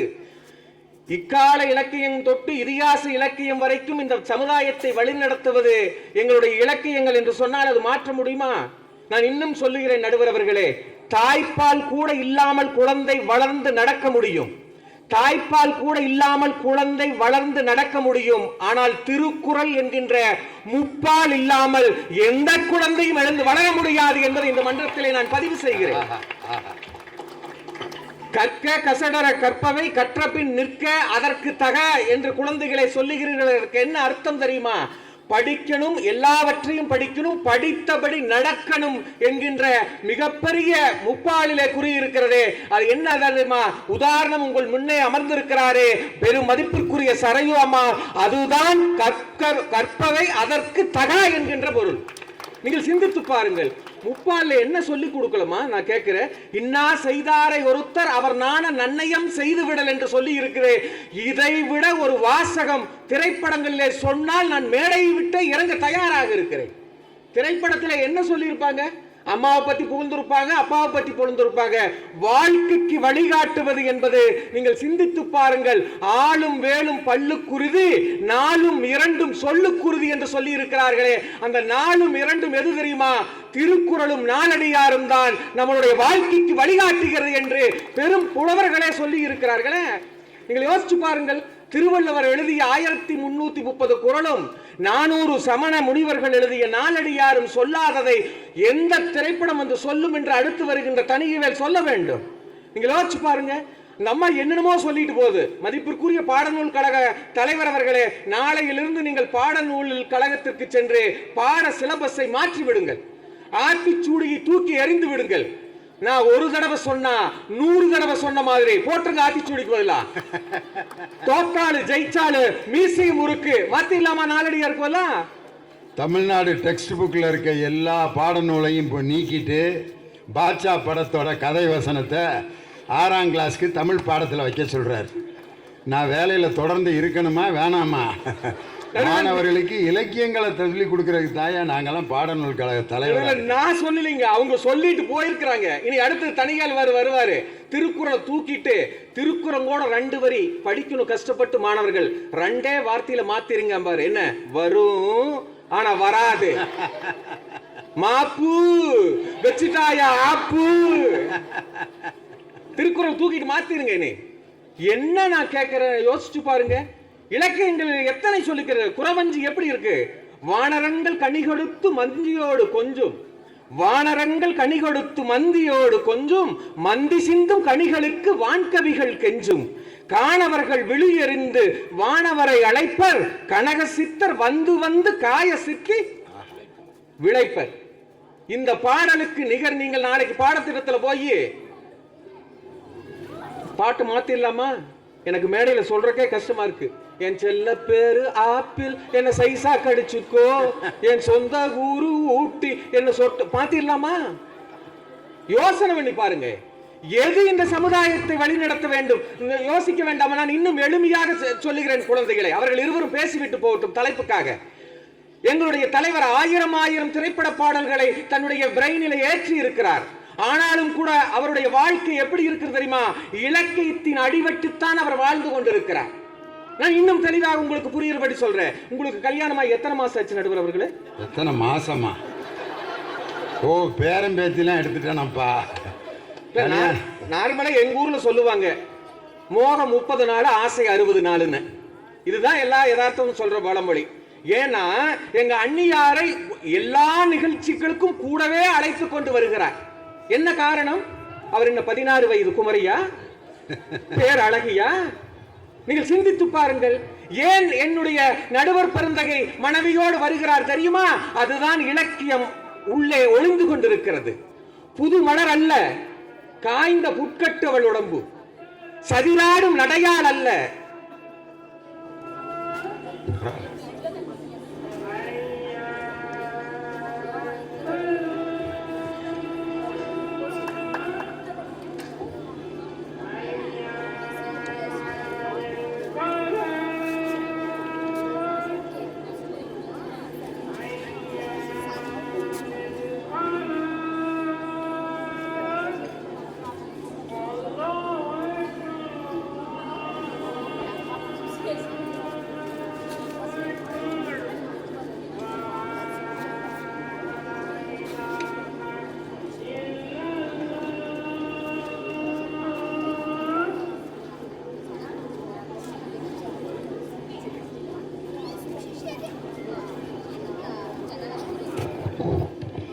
இதுதான் உண்மையான மத நல்லிணக்கம். ஒரு இஸ்லாமிய மசூதியில் பாங்கோஸை கேட்கும்போது தனபால் என்ற இந்து பேசி கொண்டிருந்தவர் பேச்சை நிறுத்திவிட்டார். அதற்கு அனுமதி லியோனி என்ற கிறிஸ்தவன் கொடுத்திருக்கான். இதுதான் நமது இந்தியாவில் இந்த மதச்சார்பின்மை, இந்த மத ஒற்றுமையை யாராலும் சிதைக்க முடியாது. அதுக்கு இந்த கிருஷ்ணகிரியில் இந்த மேடையில் நடந்த ஒரு அருமையான சம்பவமே ஒரு நல்ல எடுத்துக்காட்டு. நடுவர் அவர்களே, முதியோர் காதலை பற்றி பாரதிதாசன் குடும்ப விளக்கிலே கூறியதைத்தான் நான் கூறினேன். முதியோர் காதல் சிந்தித்து பாருங்கள். அதில் பாடல்கள் வரும். புது மலர் அல்ல, காய்ந்த புட்கட்டவள் உடம்பு, சதிராடும் நடையல்ல, தள்ளாடி விடும் மூதாட்டி, மதி அல்ல முகம், வரன் நிலம், குளிகள் கண்கள், எது இன்பம் நல்கும் உங்களுக்கு? அவள் இருக்கிறாள் என்பதொன்றே இன்பம் என்றோ என்று. இதுதாங்க வாழ்க்கையை வழி நடத்துறது. நீங்க புரட்சி கவி பாரதிதாசனுடைய மேன்மை என்ன தெரியுமா? அவர் எழுதிய ஒரு காப்பியம் புரட்சி கவி என்கின்ற காப்பியம் 1937 வடித்தார். வடமொழி இலக்கியம் பில்கணியம் என்கின்ற நூலை தழுவி அவர் புரட்சி கவி என்று எழுதினார். இந்த கதையினுடைய அந்த சுருக்கத்தை 2 நிமிடத்திலே சொல்லுகிறேன். ஒரு பணக்கார மன்னனுடைய மகள், திறமைசாலி, அழகு வாய்ந்தவள், எல்லா கலையும் கற்றுத் தேர்ந்தவள். ஆனால் அவளுக்கு கவிதை மட்டும் எழுத வராது. அப்பா, எனக்கு கவிதை எழுத வேண்டும் என்று ஆசைப்படுகிறேன் என்று சொன்னவுடன் மன்னன் தன் மகள் எதை விரும்புகிறாளோ அதை கொடுக்க வேண்டும் என்று ஆசைப்பட்டு அமைச்சரை அழைத்து சொல்லுகிறான். அமைச்சர் அழைத்து வந்து சொல்லுகின்ற பொழுது, இந்த நாட்டிலே ஒரே ஒரு கவிஞன், அழகான கவிஞன் இருக்கிறான். அவன் இளமையானவன், அழகானவன். ஏனென்றால் இளம் வயதிலே இருவரையும் பக்கத்தில் வைத்தால் பிரச்சனை ஆகிவிடும் என்று சொல்லுகின்ற பொழுது யோசனையின் விளிம்பிலே இடையிலே திரைச்சீலை அமைத்து கவிஞன் குருடன் எனவும் இந்த மன்னனுடைய மகள் அமிர்தவல்லி தொழுநோயாளி என்றும் கூறப்பட்டு பாடம் நடந்து கொண்டிருக்கிறது. இது போன்ற ஒரு முழு நிலவு பௌர்ணமி அன்று குருடன் அல்லவா கவிஞன், கண் தெரிந்தவன் அல்லவா, நிலவை பார்த்தவுடன் கவியை பொழிய ஆரம்பித்து விட்டான். குருடன் என்று சொன்னார்கள். அவர் நிலவை பார்த்து கவி பொழிகிறார் என்று திரைச்சீலையை விளக்குகிறார் அமிர்தவல்லி. பார்த்தால் கட்டிடம் காளை. அவரும் பார்க்கிறார். குஷ்ண நோயாளின்னு சொன்னாங்களே, இவ்வளவு அழகான பொண்ணு என்று தெரிந்துவிடும். இருவருக்கும் காதல் வந்து விடுகிறது. மன்னனுக்கு தெரிகிறது இப்பொழுது நடக்கின்ற வன்கொடுமைகள் போல அப்பொழுதும் நடக்கிறது. இருவரையும் கழுகேற்றுகிறார்கள். இதுதான் 2 நவம்பரிலே கதை. ஆனால் அந்த கவிஞனுடைய பேச்சை கேட்டு மன்னனும் தெரித்து ஓடுகிறார். 2 காதலர்களும் ஒன்று சேருகிறார்கள் என்று கதை முடிகிறது. மதிப்பிற்குரிய நடுவர் அவர்களே, வழிகாட்டுவது எங்கே தெரியுமா? அந்த புரட்சி கவி காப்பியத்திலே பெண்ணுரிமை பாடப்பட்டது. பெண்ணுரிமை பாடப்பட்டது, சமச்சீரை எடுத்துரைத்தது, மக்களாட்சியினுடைய மாண்பை கொடுத்தது. இதைத்தான் இன்று நாடே வழிநடத்தி கொண்டிருக்கிறது என்று சொன்னால் இதைவிட பெரிய உதாரணம் நான் எதை சொல்ல முடியும்? சிந்தித்து பாருங்கள். நானே இலக்கணம் எடுத்தேன்னா சினிமா பாட்டு இல்லை, பசங்களுக்கு புரியுதான்னு கேட்டுட்டு தான் வகுப்புட்டு வெளியே வருவேன். ராமாயண மகாபாரதம் மிகப்பெரிய இதிகாசங்கள் 2ஐயும் எடுத்துட்டு பையன்கிட்ட கேட்டேன், 2 புரிஞ்சுதா, 2க்கு என்ன வித்தியாசம்? ஒரு பையன் எந்திரிச்சு சொன்னா, ராமாயணத்துக்கு சிவப்பட்ட சார், மகாபாரதத்துக்கு பச்சை அட்டை சார்னா. இன்னொரு பையனை கேட்ட, உனக்கு என்னடா புரிஞ்சுச்சுன்னு. சார், ராமாயணத்துல வனவாசம் 14 வருஷம், மகாபாரதத்துல வனவாசம் 13 வருஷம்னா. ஒரு பொண்ணு எந்திரிச்சு சொல்லுச்சு, நான் சொல்ற 2க்கு வித்தியாசம் சொல்லுமா. ராமாயணத்துல அண்ணன் தம்பிக்கு 4 பேரு, மகாபாரதத்தில் அண்ணன் தம்பிக்கு 5 பேருன்னு சொல்லுச்சு.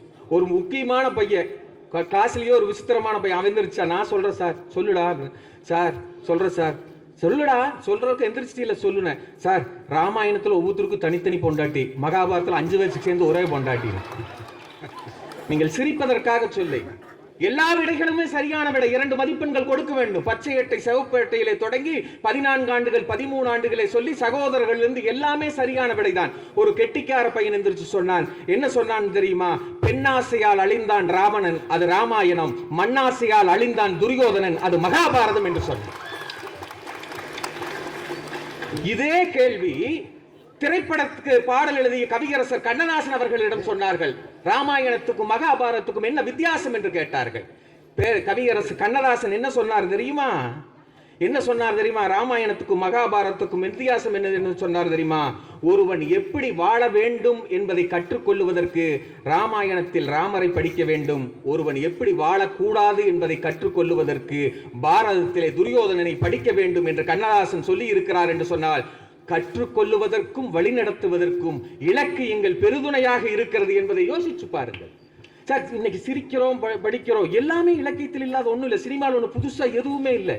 போன 2 மாசத்துக்கு மேலே இன்னைக்கு தான் இப்போ மாசி பங்குனி பிறந்திருக்குது. மார்கழியில சரியான பனி. நான் பட்டிமன்றம் முடிச்சுட்டு பனியில் போய் காஃப் ரொம்ப தொண்டையெல்லாம் கட்டிட்டு போய் பக்கத்தில் படுக்கிறேன். என் சம்சாரம் படுத்துட்டு இருந்தது. நான் எழுப்பல, நான் பாட்டுக்கு படுத்துட்டு இருந்தேன். காஃப் ரொம்ப ஜாஸ்தியா இருந்துச்சு. வர இருமல லொக்கு லொக்கு லொக்கு லொக்குன்னு இரும்பிட்டு இருக்கிறேன். என் மனைவி திரும்பி படுத்துட்டாளுங்க. ஏன்னு கூட கேட்கல. எனக்கு வருத்தில, நீங்க சிரிக்கிறீங்க, எனக்கு சிரிப்பு கூட இல்லை.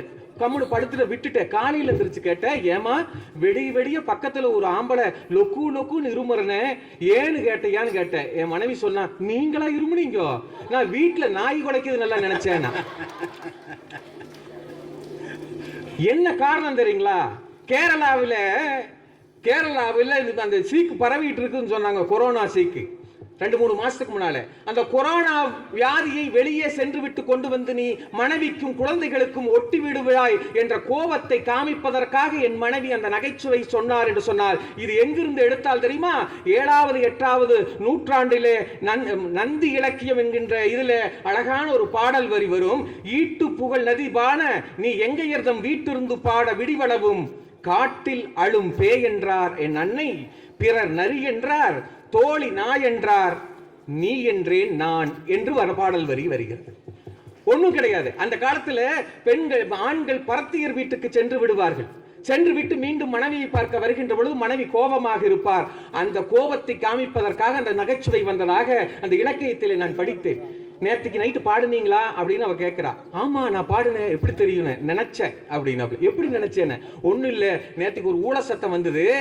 எங்க அம்மா சொன்னா பேய் காட்டுல அழுதுட்டு இருக்குதுன்னு சொன்னா, மற்றவங்கெல்லாம் பேய் இல்லையா அது நரி ஊளை விடுதுன்னு சொன்னாங்க. என் தோழி சொன்னா, நான் பேயும் அழுகல நாயும் ஊளையிடல, நாய் குலைச்சிட்டு கிடக்குதுன்னு சொன்னா 3 பேரும் தவறு, என் புருஷன் அங்க பாடிட்டு இருக்கிறான்னு நான் கரெக்டா சொன்னேன்னு சொல்ற ஜோக்கு தான். நீங்கள் சிந்தித்து பாருங்கள், 7ஆம் நூற்றாண்டிலேயே இந்த நகைச்சுவை இருந்திருக்கிறது. நான் ஒற்றை வரிகளை சொல்லுகிறேன், நடுவர் பெருந்தை, நேரம் இல்லை. மணிமேகலையுடைய பாத்திரம் இருக்கிறது காப்பியங்களிலே, மணிமேகலை அதனுடைய ஒற்ற வரி என்ன தெரியுமா? மணி எடுத்து சொல்லுகிறது இந்த நாட்டிலே பசிப்பினி இருக்கக்கூடாது என்று. அதான் செய்தி. அதை பின்பற்றி இந்த சமுதாயம் கர்ம வீரர் காமராஜர் மதிய உணவு திட்டத்தை குழந்தைகளுக்கு கொண்டு வந்தார். எம்ஜிஆர் அதை சத்துணவு திட்டமாக மாற்றினார். கலைஞர் உண்மையாக சத்துணவு முட்டைகளை போட்டு உண்மையான சத்துணவை ஆக்கினார். இப்ப இருக்கின்ற முத்துவேல், கருணாநிதி, ஸ்டாலின் ஆகிய நம்முடைய மாண்புமிகு முதலமைச்சர் அவர்கள் மதியம் மட்டும் மதிய உணவு பத்தாது, காலை உணவையும் கொடுக்க வேண்டும் என்று பசிப்பினியை நீக்குகிறார்கள் என்று சொன்னால் அரசே இலக்கியங்களை பின்பற்றுகிறது. நீங்கள் சிந்தித்து பாருங்கள். எத்தனையோ செய்திகளை சொல்லலாம். சிலப்பதிகாரம் சொல்லாதனா அரசியல் பிழைத்தாருக்கு அறங்கூற்றாகும் உரைசால் பத்தினியை உயர்ந்தோர் ஏத்துவர் ஊழ்வினை உருத்து வந்து ஊட்டும் என்பனவாம் என்று சிலம்பிலே சொல்லி இருக்கிறது என்று சொன்னால் அத்தனை காப்பியங்களும் அந்த அக்கால இலக்கியத்திலிருந்து இக்கால இலக்கியம் வருகின்ற ஒற்றை வரி கவிதைகள் வரைக்கும் நாம் இந்த சமுதாயத்தை பின்பற்றினால் நமக்கு நல்வாழ்வு கிடைக்கும் என்று சொல்லி திரைப்படங்கள் ரசிக்கலாம், சிரிக்கலாம். அதோடு நிறுத்தி விடுங்கள் அருமை குழந்தைகளே. திரைப்படங்கள் நம்மை மகிழ்விக்கும், அதுவே நம்மளை ஆள வைக்காது என்ற செய்தியோடு நிறைவு செய்கிறேன். நன்றி, வணக்கம். இலக்கியத்தை பற்றி ரொம்ப அருமையாக தனபால் நிறைவு செய்து விட்டார். எங்கள் பாடநூல் கழகத்தின் சார்பாக 2 முக்கியமான புத்தகங்கள் வெளியிடப்படுகிறது. ஒன்று தேன் சிட்டு, இன்னொன்று ஊஞ்சல். தேன் சிட்டு என்ற பத்திரிகை 1ஆவதுலேருந்து 5ஆம் வகுப்பு மாணவர்களுக்கு, ஊஞ்சலுங்கிறது 6ஆம் வகுப்பிலிருந்து 12ஆம் வகுப்பு மாணவர்களுக்கு 2 பத்திரிக்கை நாங்கள் பாடநூல் கழகத்திலேருந்து வெளியிடுறோம். அது உங்கள் லைப்ரரிக்கு வரும். இன்னும் படிக்காதவங்க அதை எடுத்து படிங்க. காரணம், அதில் ஒரு கதை ஒரு 6ஆம் வகுப்பு படிக்கின்ற மாணவி எழுதியிருந்தா, புண்ணியம் அப்படிங்கிற தலைப்பில். அது என்ன கதை தெரியுமா?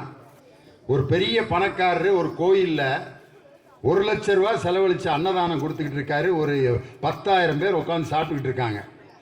ஒரு சின்ன குழந்தை, ஒரு ஏழை குழந்தை அந்த அன்னதானத்தில் சோறை வாங்கி சாப்பிட்றதுக்காக வாங்கிட்டு ஒரு மரத்தடியை போய் உட்காந்து சாப்பிட்லான்னு போகுது. ஒரு பெண் குழந்தை. அது போயிட்டு இருக்கப்ப கைகால் ஊனமுற்ற ஒருத்தர், வயதானவர், மரத்தடியில் உட்காந்து அவரால் போய் அந்த அன்னதானத்தை வாங்க முடியல. அந்த ஆள் அப்படியே கேட்குறாரு, அம்மா போய் நான் வாங்க முடியலம்மா, பசிக்குதுமா பசிக்குதுமா பசிக்குதுமான்னு. அந்த பாப்பா கையில் அதுக்கு வாங்கின சாப்பாட்டை அந்த உடல் ஊனமுற்ற சகோதரருக்கு கொடுத்துட்டு திரும்ப போய் வாங்க போகிறா, தீந்துருச்சு. உண்மையில் அந்த உடல் ஊனமுற்ற அந்த கைகால் இழந்த அந்த மாற்றுத்திறனாளி சொல்கிறான், அம்மா கோடி புண்ணியம் உனக்கு தாம்மா அப்படின்னு சொல்கிறான். 1 லட்ச ரூபா செலவழித்து அன்னதானம் வந்து அந்த பணக்காரரு தான்கிட்ட இருக்கிற காசில் மிச்ச காசில் கொடுத்தாரு. ஆனால் தனக்கு கிடைத்த அந்த சாப்பாட்டை இன்னொருத்தருக்கு கொடுத்த அந்த மாணவிக்கு தான் உண்மையான புண்ணியம் போய் சேர்ந்ததுன்ட்டு ஒரு 6ஆம் வகுப்பு மாணவி இந்த கதையை தேன்சிட்டு பத்திரிகையில் எழுதியிருக்கு. இப்படிப்பட்ட மாணவிகளை காட்டுறாங்க சினிமாவில். அது என்ன பாட்டு? ஒருதல காதல தந்தே இந்த தருதல மனசுக்குள் வந்த, ஒருதல காதல தந்த இந்த தருதல மனசுக்குள் வந்த, காதலுக்கு கைதி இல்லை சொல்லி தர வாத்தி. ஒரு வாத்தியாருக்கு தான் வேலையா? அதுக்காக பிஎட் படிச்சுட்டு வந்து நாங்கள் 2 வருஷம் ட்ரைனிங் படிச்சுட்டு A+B² = A² + 2AB + B². Oxygen எவ்வாறு தயாரிக்க வேண்டும், பொட்டாசியம் குளோரைட்டை மேங்கனீஸ் டை ஆக்சைடையும் 3:2:1 என்ற விகிதத்திலே கலந்து இதெல்லாம் படிச்சுட்டு வர்ற வாத்தியார காதலுக்கு கைடு இல்லை சொல்லி தர வாத்தி, சேர்த்து வச்ச ஆசையெல்லாம் அள்ளி தரேன் வாத்தி. அடியாத்தி இது என்ன ஃபீலு, ஒன்னால நான் ஃபெயிலு. இவ்வளவு கஷ்டப்பட்டு பாடம் நடத்துகிற வாத்தியாரால் தான் நான் ஃபெயிலாக போனேன்னு சொன்னால் இந்த சினிமா எப்படியா வழிகாட்டும்னு சொல்கிறீங்க அப்படின்னு யார் தனபால் கேட்குறாரு.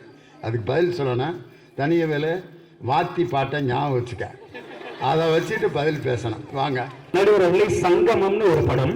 இந்த பக்கம் பரதநாட்டியம் ஆடக்கூடிய கதாநாயகி, இந்த பக்கம் நாட்டுப்புற கலை ஆடக்கூடிய கதாநாயகன். பரதநாட்டியம் ஆடக்கூடிய அந்த நாயகியுடைய தந்தை சொல்வாரு, இந்த சங்கத்தில் இருக்கிற கலைஞர்களுக்காக நாம் ஒரு மணிமண்டபம் கட்டணும், அந்த மணிமண்டபம் கட்டுறதுக்கான மொத்த காசையும் நானே கொடுக்குறேன் அப்படின்பாரு.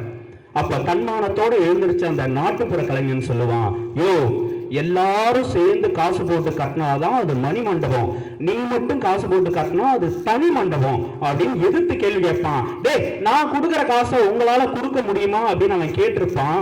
அந்த கேள்விக்கு பதிலா தான் மகனை ஆட வச்சு அந்த மணிமண்டபத்தை கட்டணும் அப்படின்னு நினைப்பான். நீ கொடுக்குற காசை விட ₹1 நான் அதிகமா கொடுக்குறேன்னு சொல்லி இருப்பான். சொன்ன அந்த நாட்டுப்புற கலைஞன் கத்தி குத்துப்பட்டு செத்து போய் வண்டியில உட்கார்ந்து இருப்பான். அப்ப செத்து கிடக்கும் போது கூட அவன் கொடுத்த வாக்க காப்பாற்றணும்னு மகன் நின்னா பாத்தியா, இத சொல்லி கொடுத்தது திரைப்படம். அதுவும் எங்க அண்ணன் விஜயகுமார் அவர்கள் ஒலிம்பிக் வீரர்களே உருவாக்கிய ஒரு பேராசிரியர். ஏன்னா வைஷாலியும் பிரக்யானந்தாவும் கிளாஸ்ல உட்கார்ந்து இருக்காங்க. அங்க போய் எங்க விஜயகுமார் அண்ணன் காதலும் குண்டலமும் கைக்கு வளாயாபதியும் அந்த பசங்க பார்த்திருக்காங்க. இதுக்கு பேசாம நம்ம செஸ் விளையாடவே போயிடலாம். அப்படி போய் ஒலிம்பிக் வரைக்கும் போயிருக்காங்க. எந்த அளவுக்கு நீ பாடுபடுத்திருப்பேன். அதாவது இவர் வகுப்புல நடத்த பாடத்தை விட்டுட்டு பிஇடி பீரியடை ஒழுங்காக அவங்க அட்டன் பண்ணதுனால தான் வைசாலியும் பிரக்யானந்தாவும் செஸ் வீராங்கனையாக மாறி இருக்கிறாங்க. விஜயகுமார் இம்சை தாங்க முடியாமல் கிரவுண்டில் போய் அவங்க சாதனை படைச்சிருக்காங்க அப்படின்னு நான் சொல்லல, தனியாக வேலை சொல்கிறார். படத்தோட பேர்லாம் பாருங்க, வெட்டு குத்து நடுவில் கொஞ்சம் பக்கத்தை காணா. ஏன் நல்ல படங்களுடைய பேர்லாம் உங்க காதில் விழாதா? விண்ணை தாண்டி வருவாயான்னு ஒரு படம் வந்தது, வாரணமாயிரம்னு ஒரு படம் வந்தது, நீதானே என் பொன் வசந்தம்னு ஒரு படம் வந்தது. ஏன் அந்த படத்தெல்லாம் நீங்க பார்க்கவே மாட்டீங்களா? நடுவர்கள் நல்ல படத்தை பார்க்காதது இவங்க பிரச்சனை. இதுல தாயின் பாசத்தை நாங்க சொன்ன மாதிரி, இலக்கியத்துல சொன்ன மாதிரி, ஜூஸ் போட்டு புழிஞ்ச மாதிரி. ஏங்க நான் முத்துக்குமாருங்கிற கவிஞர் நீங்க சொன்னீங்களே விஜயகுமார், அவர் தான் சொன்னாரு, பெண் குழந்தைகளை பெற்ற அப்பாக்களுக்குத்தான் தெரியும் முத்தம் காமத்தோடு சேர்ந்தது அல்ல. இதுக்கு மேலே யாராவது ஒரு பெண் குழந்தைய நேசிக்கிற ஒரு தகப்பன்லாம் வீட்டில் எழுதி வைக்க வேண்டிய வரி இல்லையா? இதெல்லாம் உனக்கு தெரியுமா தெரியாதா? மிஸ்டர் விஜயகுமார் அவர்களே, அதாவது உங்களுடைய இலக்கியத்துல எல்லாமே தாய் குழந்தைக்கு தாலாட்டு பாடி தூங்க வச்சா, தாய் சாப்பாடு ஊட்டினா, தாய் பத்திரமா பார்த்துக்கிட்டா, தாய் அப்படி பார்த்துக்கிட்டா, தாய் இப்படி பார்த்துக்கிட்டா அப்படின்றதுதான் உங்களுடைய இலக்கியத்துல சொல்லியிருந்தீங்க. ஆனால் முதல் முறையாக எங்களுடைய திரைப்படத்தில் தான் தாய்க்கு தொட்டில் கட்டி தாலாட்டினோம். எவ்வளவு அழகா தெரியுமா? வேறில்லாத மரம் போல் என்னை நீ பூமியில் நட்டாயே, ஊர் கண் எந்த மேலே பட்டால் உயிர் நோக துடிப்பாயே, காலத்தின் கணக்குகளில் வரவாகும் சிலரும் நீ, சுழல்கின்ற பூமியின் மேலே சுழலாத பூமியின் நீ, உனக்கே ஓர் தொட்டில் கட்டி நானே தாயாய் மாறிட வேண்டும்.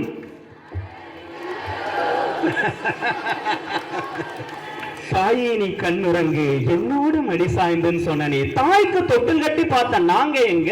இதுல இலக்கியம் இலக்கியம் இலக்கியம். இன்னைக்கு என் புள்ள போன்ல அப்பா நான் ஒரு பாட்டு பாட்டான்னா, என்ன பாட்டா அப்படின்ற அவன் பாடின வரங்க, கடுகடு கடுப்பாயி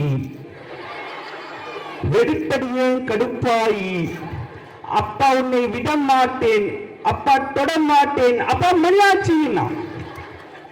இல்ல, ரொம்ப எளிமையா போய் சேரக்கூடிய ஒரு ஊடகம் சினிமா. அதை எவ்வளவு அழகா நாங்க பயன்படுத்திட்டு இருக்கோம். சும்மா சினிமாவில ஒண்ணும் இல்ல சார், உங்களுடைய நான் முத்துக்குமார் தானே, அப்பா சிகரெட் கடைக்கு போனேன், சிகரெட் வாங்கும் போது கடைக்காரர் முகத்துல என் அப்பாவை பார்த்தேன்னு சொன்ன நான் முத்துக்குமாரை திரைப்பட உலகத்திற்கு வருவதற்கு முன்பாக எத்தனை பேருக்கு தெரியும்? உண்மையா இல்லையா? அந்த நாமத்துக்குமார் தாங்க எழுதினார். அவ்வளவு அழகான பாடல்கள்லாம் ஒரு படத்துல எழுதினார். அந்த படத்துல வந்த காட்சியை சொல்றேன். நடுவர்களே, 7G ரெயின்போ காலனின்னு ஒரு படம். உருப்படாத ஒரு மகன் இருப்பான். அனிதா அனிதா அனிதா, இதான் அவன் டைலாகே. அவன் உட்கார்ந்துட்டு இருப்பான். அவங்க அப்பா கேட்பாரு, இன்னைக்கு ரிசல்ட் வந்திருக்கணுமே. ஆமா, 5 பேப்பர்ல ஃபெயில் அப்படின்பான். 8 மார்க்ல ஒரே விடுவான். விட்டுட்டு அந்த ஆள் போட்டு சம்படி அடிப்பான். அவங்க அம்மா தடுக்கலான்னு வருவாங்க. அவங்களையும் தள்ளி விட்டு அவனை போட்டு அடிச்சுட்டு ஒரு வார்த்தை சொல்லுவான், டேய் அந்த மூல கடையில உட்காந்துட்டு சிகரெட் புகையா விடுற பாத்தியா, அது புகை இல்லடா, உங்க அப்பா ரத்தம் அப்படின்னு திட்டிட்டு போவான். திட்டிட்டு போன அந்த அப்பா உட்கார்ந்துட்டு இருப்பான். இந்த பையனுக்கு ஒரு கட்டத்துல அவனுடைய காதலியுடைய உந்துதலால ஹீரோ ஆண்டாலும் வேலை கிடைச்சிடும். வேலை கிடைச்ச அந்த அப்பாயின்மெண்ட் ஆர்டர் எடுத்துட்டு நீட்டுவான். அப்ப நான் இத்தனை நாள் செலவு பண்ணி படிக்க வச்சதெல்லாம் வேஸ்ட், உங்க விருப்பத்துக்கு தான் இருக்க போறீங்க அப்படின்னு சொல்லி அதை வாங்கி போட்டு அந்த அப்பன் போயிடுவான். அந்த பையன் என்னடா நம்ம அப்பன் இவ்வளவு மோசமானவனா இருக்கானே, அப்பாயின்மெண்ட் ஆர்டரை கொண்டு வந்து கொடுத்துருக்கான், இந்த ஆள் திட்டிட்டு போறானே அப்படின்னு அவன் நைட்டு படுத்துட்டு இருக்கும் போது அந்த அப்பா கிட்ட அந்த அம்மா கேட்பாங்க, புள்ள அவ்வளவு ஆசையா கொண்டு வந்து அப்பாயின்மெண்ட் ஆர்டரை நீட்டுறான், அதை வாங்கி அவனை பார்த்து ஒரு 4 வார்த்தை நல்லதா சொல்லியிருக்கலாம்லம்பா. பையன் கேட்பான். அதை அந்த அப்பா சொல்லுவான், இத்தனை நாள் அவனை திட்டிருக்கேன், அடிச்சிருக்கேன், இன்னைக்கு அந்த அப்பாயின்மெண்ட் ஆர்டரை கொண்டு வந்து என்கிட்ட நீட்டும் போது அதை சிரிச்சுக்கிட்டே நான் வாங்கினேன்னா, சீ நம்ம அப்பன் பணத்துக்காக நடிச்சுட்டானா அவன் நினைச்சிட மாட்டானா அப்படின்னு கேட்பான். அதை விட பெருமிதமா ஒரு வார்த்தை சொல்லுவான், இனிமே எவனாவது என்னைய கேட்பானா, என் பிள்ளை ஹீரோ ஹோண்டால வேலை செய்யறாண்டி அப்படின்னு அந்த அப்பா அமைதியா படுத்து தூங்கிடுவான். நம்ம அப்பன் பாசம் எவ்வளவு பெருசுன்னு அந்த பையன் கண்ணீர் விடுவான். சார், தமிழ்நாட்டுல எத்தனை பசங்க சார் அந்த காட்சியை பார்த்தாங்க? அதெல்லாம் பார்க்க மாட்டீங்க. நட்பில் கோ பெருஞ்சோழன், பிசுராந்தையார், அவை பாட்டி, நெல்லிக்கனி. நீங்க நெல்லிக்கனி கொடுத்து சொன்னதெல்லாம் நாங்க 4 வரியில சொல்லிட்டு போயிட்டோம். எவ்வளவு அழகா சொன்னோம் தெரியுமா? பந்தம் என்ன, சொந்தம் என்ன, போனா என்ன, வந்தா என்ன, உறவுக்கெல்லாம் கவலைப்பட்ட ஜென்மம் தான் இல்லை. பாசம் வைக்க, நேசம் வைக்க, தோழன் உண்டு வாழ வைக்க, அவனை தவிர உறவுக்காரன் யாரும் இங்கில்லே. என் நண்பன் போட்ட சோறு நிறமும் திம்பேன் பாரு. அடுத்த வரிகள் தான் உங்கள் இலக்கிய வரிகளே தோற்று போகக்கூடிய வரிகள். நட்பை கூட கற்பை போல எண்ணுவேன் சொன்னானே. இதை விட அழகா என்னங்க சொல்ல முடியும்? நடுவர் அவர்களே, தமிழ் எம்ஏ அப்படின்னு ஒரு படம், அந்த படத்துல வரக்கூடிய அத்தனை பாடல்களும் அவ்வளவு அழகா இருக்கும். லவ் பண்றான் சார், இவன் என்ன பண்றான், ஸ்டார்டிங்ல இருந்து அவங்க அப்பா செத்து போயிடுவார் ஆக்சிடென்ட்ல, அவங்க அம்மா செத்து போயிடுவாங்க ஆக்சிடென்ட்ல, இவனுக்கு சொல்லி கொடுத்த தமிழ் வாத்தியார் செத்து போயிடுவாரு, இவன் தமிழ் எம்ஏ படிச்சுட்டு போய் வேலை தேடுவான். இவனுக்கு வாழ்க்கையில கிடைக்கிறது எல்லாமே தோல்வி தோல்வி தோல்வி மட்டுமா தான் இருக்கும். அப்படிப்பட்ட ஒருத்தன் தனக்கே தனக்குன்னு ஒரு உறவு கிடைச்சிருக்குன்னு அவளை தேடி சைக்கிள்ல போறான் சார். அவ இருக்கிற இடத்தை தேடி போறான். கவிஞன் அவ்வளவு அழகா எழுதியிருக்கான். பறவையே எங்கு இருக்கிறாய், பறக்கவே என்னை அழைக்கிறாய், தடயங்கள் தேடி வருகிறேன் அன்பே. இந்த வரிகள்லாம் உச்சம் கிடையாது. ஆனா அவளை போய் பார்த்துட்டான் சார். இனிமே அவ கூட நான் வாழ்ந்துருவேன், எனக்காக ஒரு வாழ்க்கை கிடைச்சிருச்சுன்னு அவன் கண்ணில் தெரிகிற அந்த ஒளிய, அண்ணே அதே நாமத்துக்குமார் தான் எழுதினார். எனக்காக இதுவரைக்கும் வாழ்க்கையில எதுவுமே இல்லை, இப்போ ஒரு வாழ்க்கை கிடைச்சிருச்சுன்னு அந்த கவிஞன் எவ்வளவு அழகா எழுதினா தெரியுமா திரைப்படத்துல? முதல் முறை வாழ பிடிக்குதே, முதல் முறை வெளிச்சம் பிறக்குதே, முதல் முறை முறிந்த கிளை ஒன்று பூக்குதே அப்படின்னு எழுதானே. இதை விட அழகமா உங்க இலக்கியத்துல என்னங்க சொல்லிட முடியும்? அதுவும் எங்க அண்ணிய பார்த்து, நீங்க 2 பேரும் வயசாயிடுச்சு, உங்களுடைய காதல் முதியோர் காதல், இதைதான் பாரதிதாசன் எழுதினார் அப்படின்னு தனபால் அவர்கள் காய்ந்த புற்கட்டு உடம்பு அவள் இருக்கின்றாள் ஒன்றே இன்பம் அதெல்லாம் சொன்னாரு. ஆனா இத பண்ணையாரும் பத்மினியும் அப்படிங்கிற படத்துல அழகா சிம்பிளா சொல்லிட்டு போயிட்டான் சார் எங்களுடைய திரைக்கவிஞன். அவ்வளவு அழகா சொல்லியிருப்பான். எனக்காக பிறந்தாயே ஏவழகா, இருப்பேனே மனசெல்லாம் நுணை எழுதி, உனக்கு வாக்கப்பட்டு வருஷங்கள் போனால் என்ன போகாது என்னோட பாசம், என் உச்சி முதல் பாதோர் என் புருஷன் ஆட்சி, அந்த தெற்காலதான் நிற்கும் அந்த முத்தாளம் சாட்சி. இனிமே காய்ந்த புற்கண்டு நெவர் எவர். நீ என்னைய காதல் மூடுக்கு கொண்டு போயிட்ட பிள்ளைகளெல்லாம். இன்னும் கொஞ்ச நேரம் இருந்தாதான் என்ன, நீ அவசரம் என்ன அவசரம் சொல்லு பொன்னே, இன்னும் பேசக்கூட தொடங்கல, என் நெஞ்சமும் கொஞ்சம் நிறையல, என்னை விட்டு போகாதே, என்னை விட்டு போகாதே, இன்னும் கொஞ்ச நேரம் இருந்தாதான் என்ன. அந்த லெவலுக்கு கொண்டு போயிட்டு நான் பிள்ளைகளை எவ்வளவு கஷ்டப்பட்டு அறம் செய்ய விரும்பு ரேஞ்சில் வச்சிருந்தேன், நீ வேற ரேஞ்சுக்கு கூட்டு போயிட்டியா. காதலும் வீரமும் தான் தமிழரின் பண்பாடு, தப்பு இல்லை. இருங்க, முதல்ல விஜய் மரணி நீங்க ஒரு வாதியார் தானே, கல்லறைக்கு முதல்ல உங்க இலக்கியத்தில் ஏதாவது சொல்லியிருக்கீங்களா? இது வரைக்கும் கல்லறையை பத்தி ஏதாவது சொல்லியிருக்கீங்களா? கிடையாது. ஆனா நாங்க சொன்னோம், எவ்வளவு அழகா சொன்னோம் தெரியுமா? நடுவில் காதல் அப்படின்னு ஒரு படம், என்னடா அந்த டாபிக்ல இருக்கான் வரலையே நினைக்க கூடாது, இலக்கிய வரிகள் நாங்க சொல்லணும் இல்லையா? சார் அந்த கதாநாயகனும் கதாநாயகியும் அந்த பேருந்துல பயணிச்சுட்டு இருக்காங்க. கல்லறையை இதுவரைக்கும் எந்த கவிஞனும் உங்க இலக்கியத்துல கொண்டாடினதில்லை, நாங்க கொண்டாடணும். கண்ணீர் துளிகளை கண்கள் தாங்கள் கண்மணி காதலை நெஞ்சம்தான் தாங்கிடுமா, கல்லறை மீதுதான் பூத்த பூக்கள் என்றுதான் வண்ணத்து பூச்சிகள் பார்த்திடுமா, மின்சார கம்பிகள் மீது மைனாக்கள் கூடு கட்டும் நம் காதல் தடைகளை தாண்டும். அடுத்த வரிகள் தான் ரொம்ப முக்கியம். வளையாமல் நதிகள் இல்லை, வலிக்காமல் வாழ்க்கை இல்லை, வருங்காலம் காயமாற்றும்னு சொன்னானே விஜயகுமார் அண்ணன். இதெல்லாம் படிக்கிறது கிடையாது, பூரா அவர் வந்து பாடின மாதிரி என் செல்ல பேரு ஆப்பிள் கழிச்சிக்கோ சொட்டு போட்டுக்கோ, என்ன என்ன வயசுக்கு தகுந்த மாதிரி பாட்டை பார்க்க கத்துங்க முதல்ல.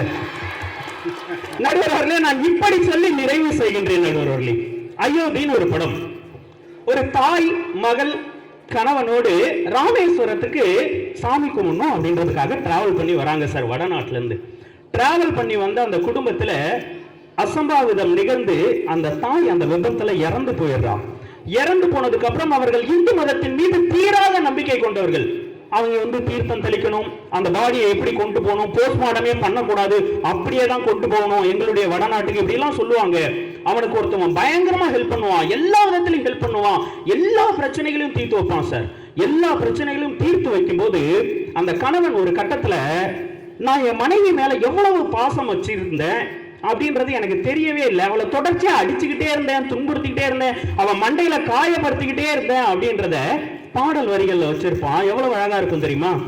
பக்கத்துல வாழும்போது உன்னருமை தெரியல, உன்னருமை தெரியும் போது பக்கம் நீ இல்ல, தன்னந்தானி படகு போல தத்தளிக்கும் வாழ்க்கை போல தண்டனைகள் ஏதும் இல்லை இந்த மண்ணில, நீரிலே பூத்தாலும் பூக்களின் வாசங்கள் தண்ணீரிடம் சேர்வதில்லையே அப்படின்னு சொல்லியிருப்பான். யோசிச்சு பாருங்க, இவ்வளவு சேவையும் செஞ்ச அந்த கதாநாயகனை பார்த்து கடைசியா அந்த அப்பன் கேட்பான், உன் பேர் என்ன அப்படின்னு கேட்பான். இவனுடைய ஒட்டுமொத்த இந்து மத நம்பிக்கைகளையும் காப்பாற்றிய அந்த கதாநாயகனுடைய பேர் என்னன்னு கேட்கும்போது, என்னுடைய பெயர் அப்துல் மாலிக் அப்படின்னு சொல்லுவான். அந்த படத்தினுடைய உச்சம் எது தெரியுமா?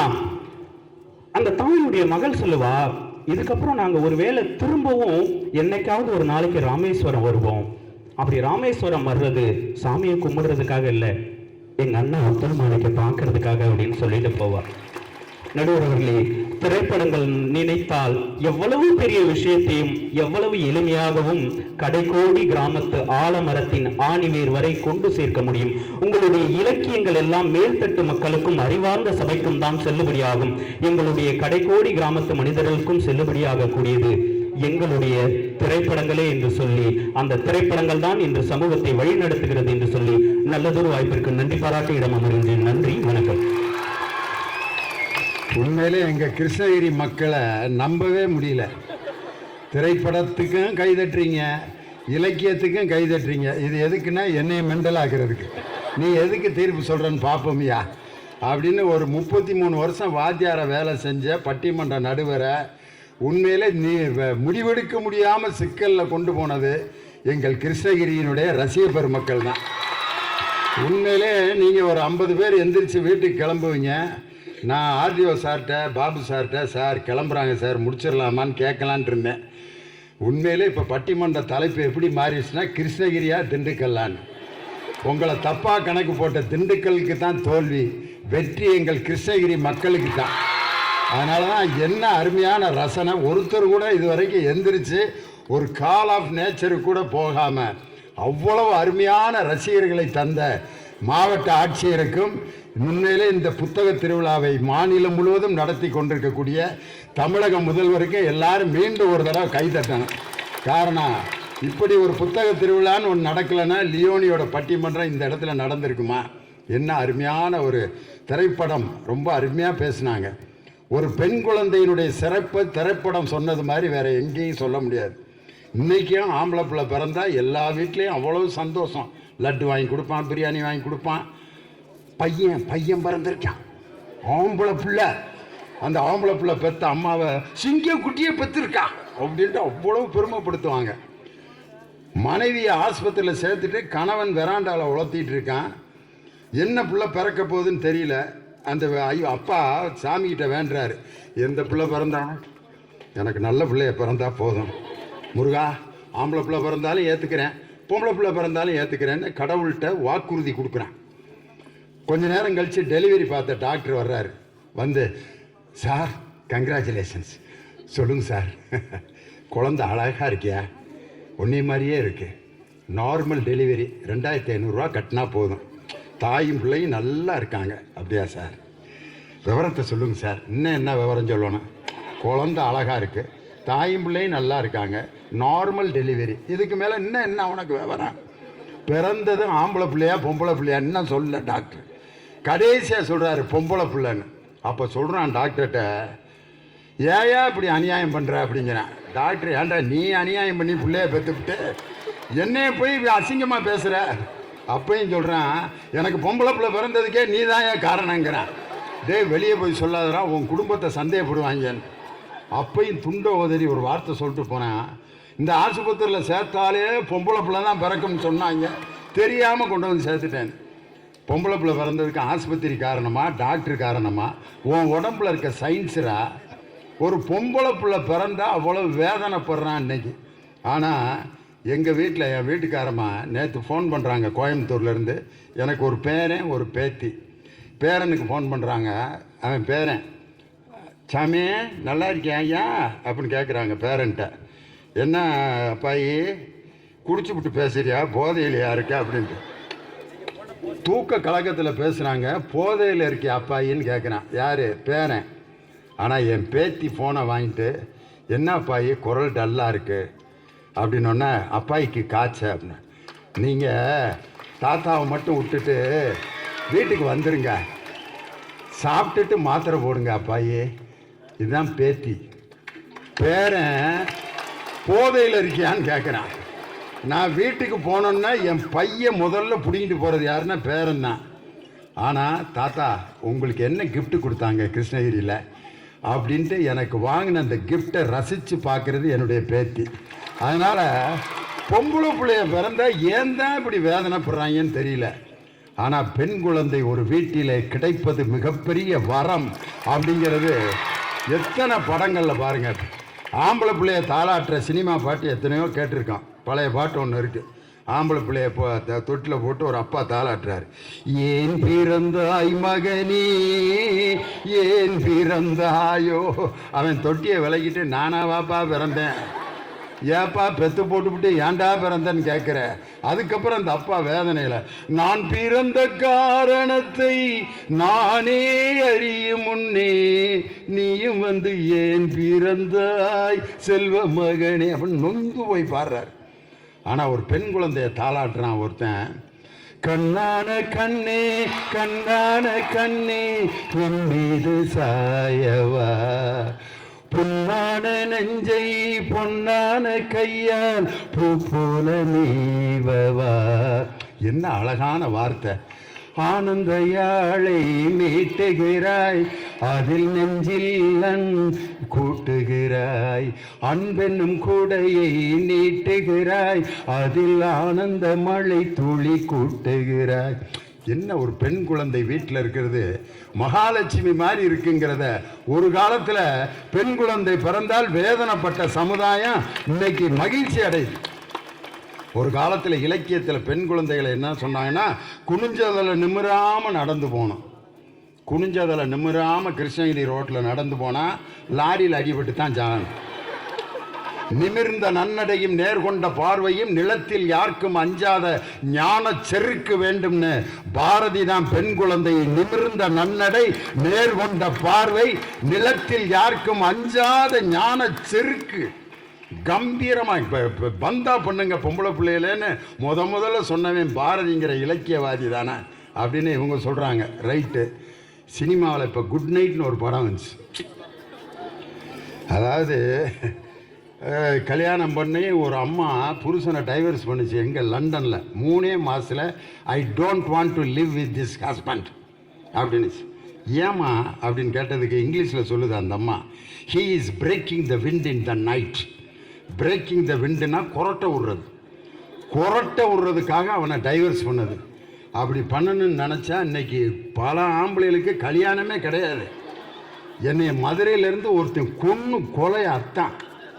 பாண்டியன் எக்ஸ்பிரஸில் ஃபஸ்ட் கிளாஸ் ஏசியில் டிக்கெட்டை போட்டு பட்டிமன்றம் முடிஞ்சு நிம்மதியாக தூங்கலான்னு லோயர் பர்த்தில் கம்பளியை போத்துனேன்.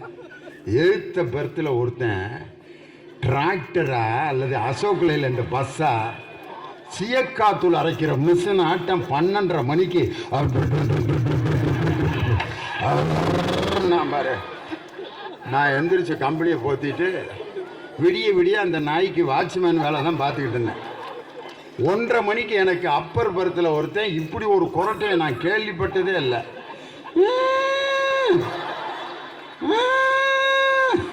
சங்கு ஊதுன மாதிரி. இவனுக்கு 2 பேர்த்துக்கு நடுவில் நான் இப்படி தூங்கியிருப்பேன்.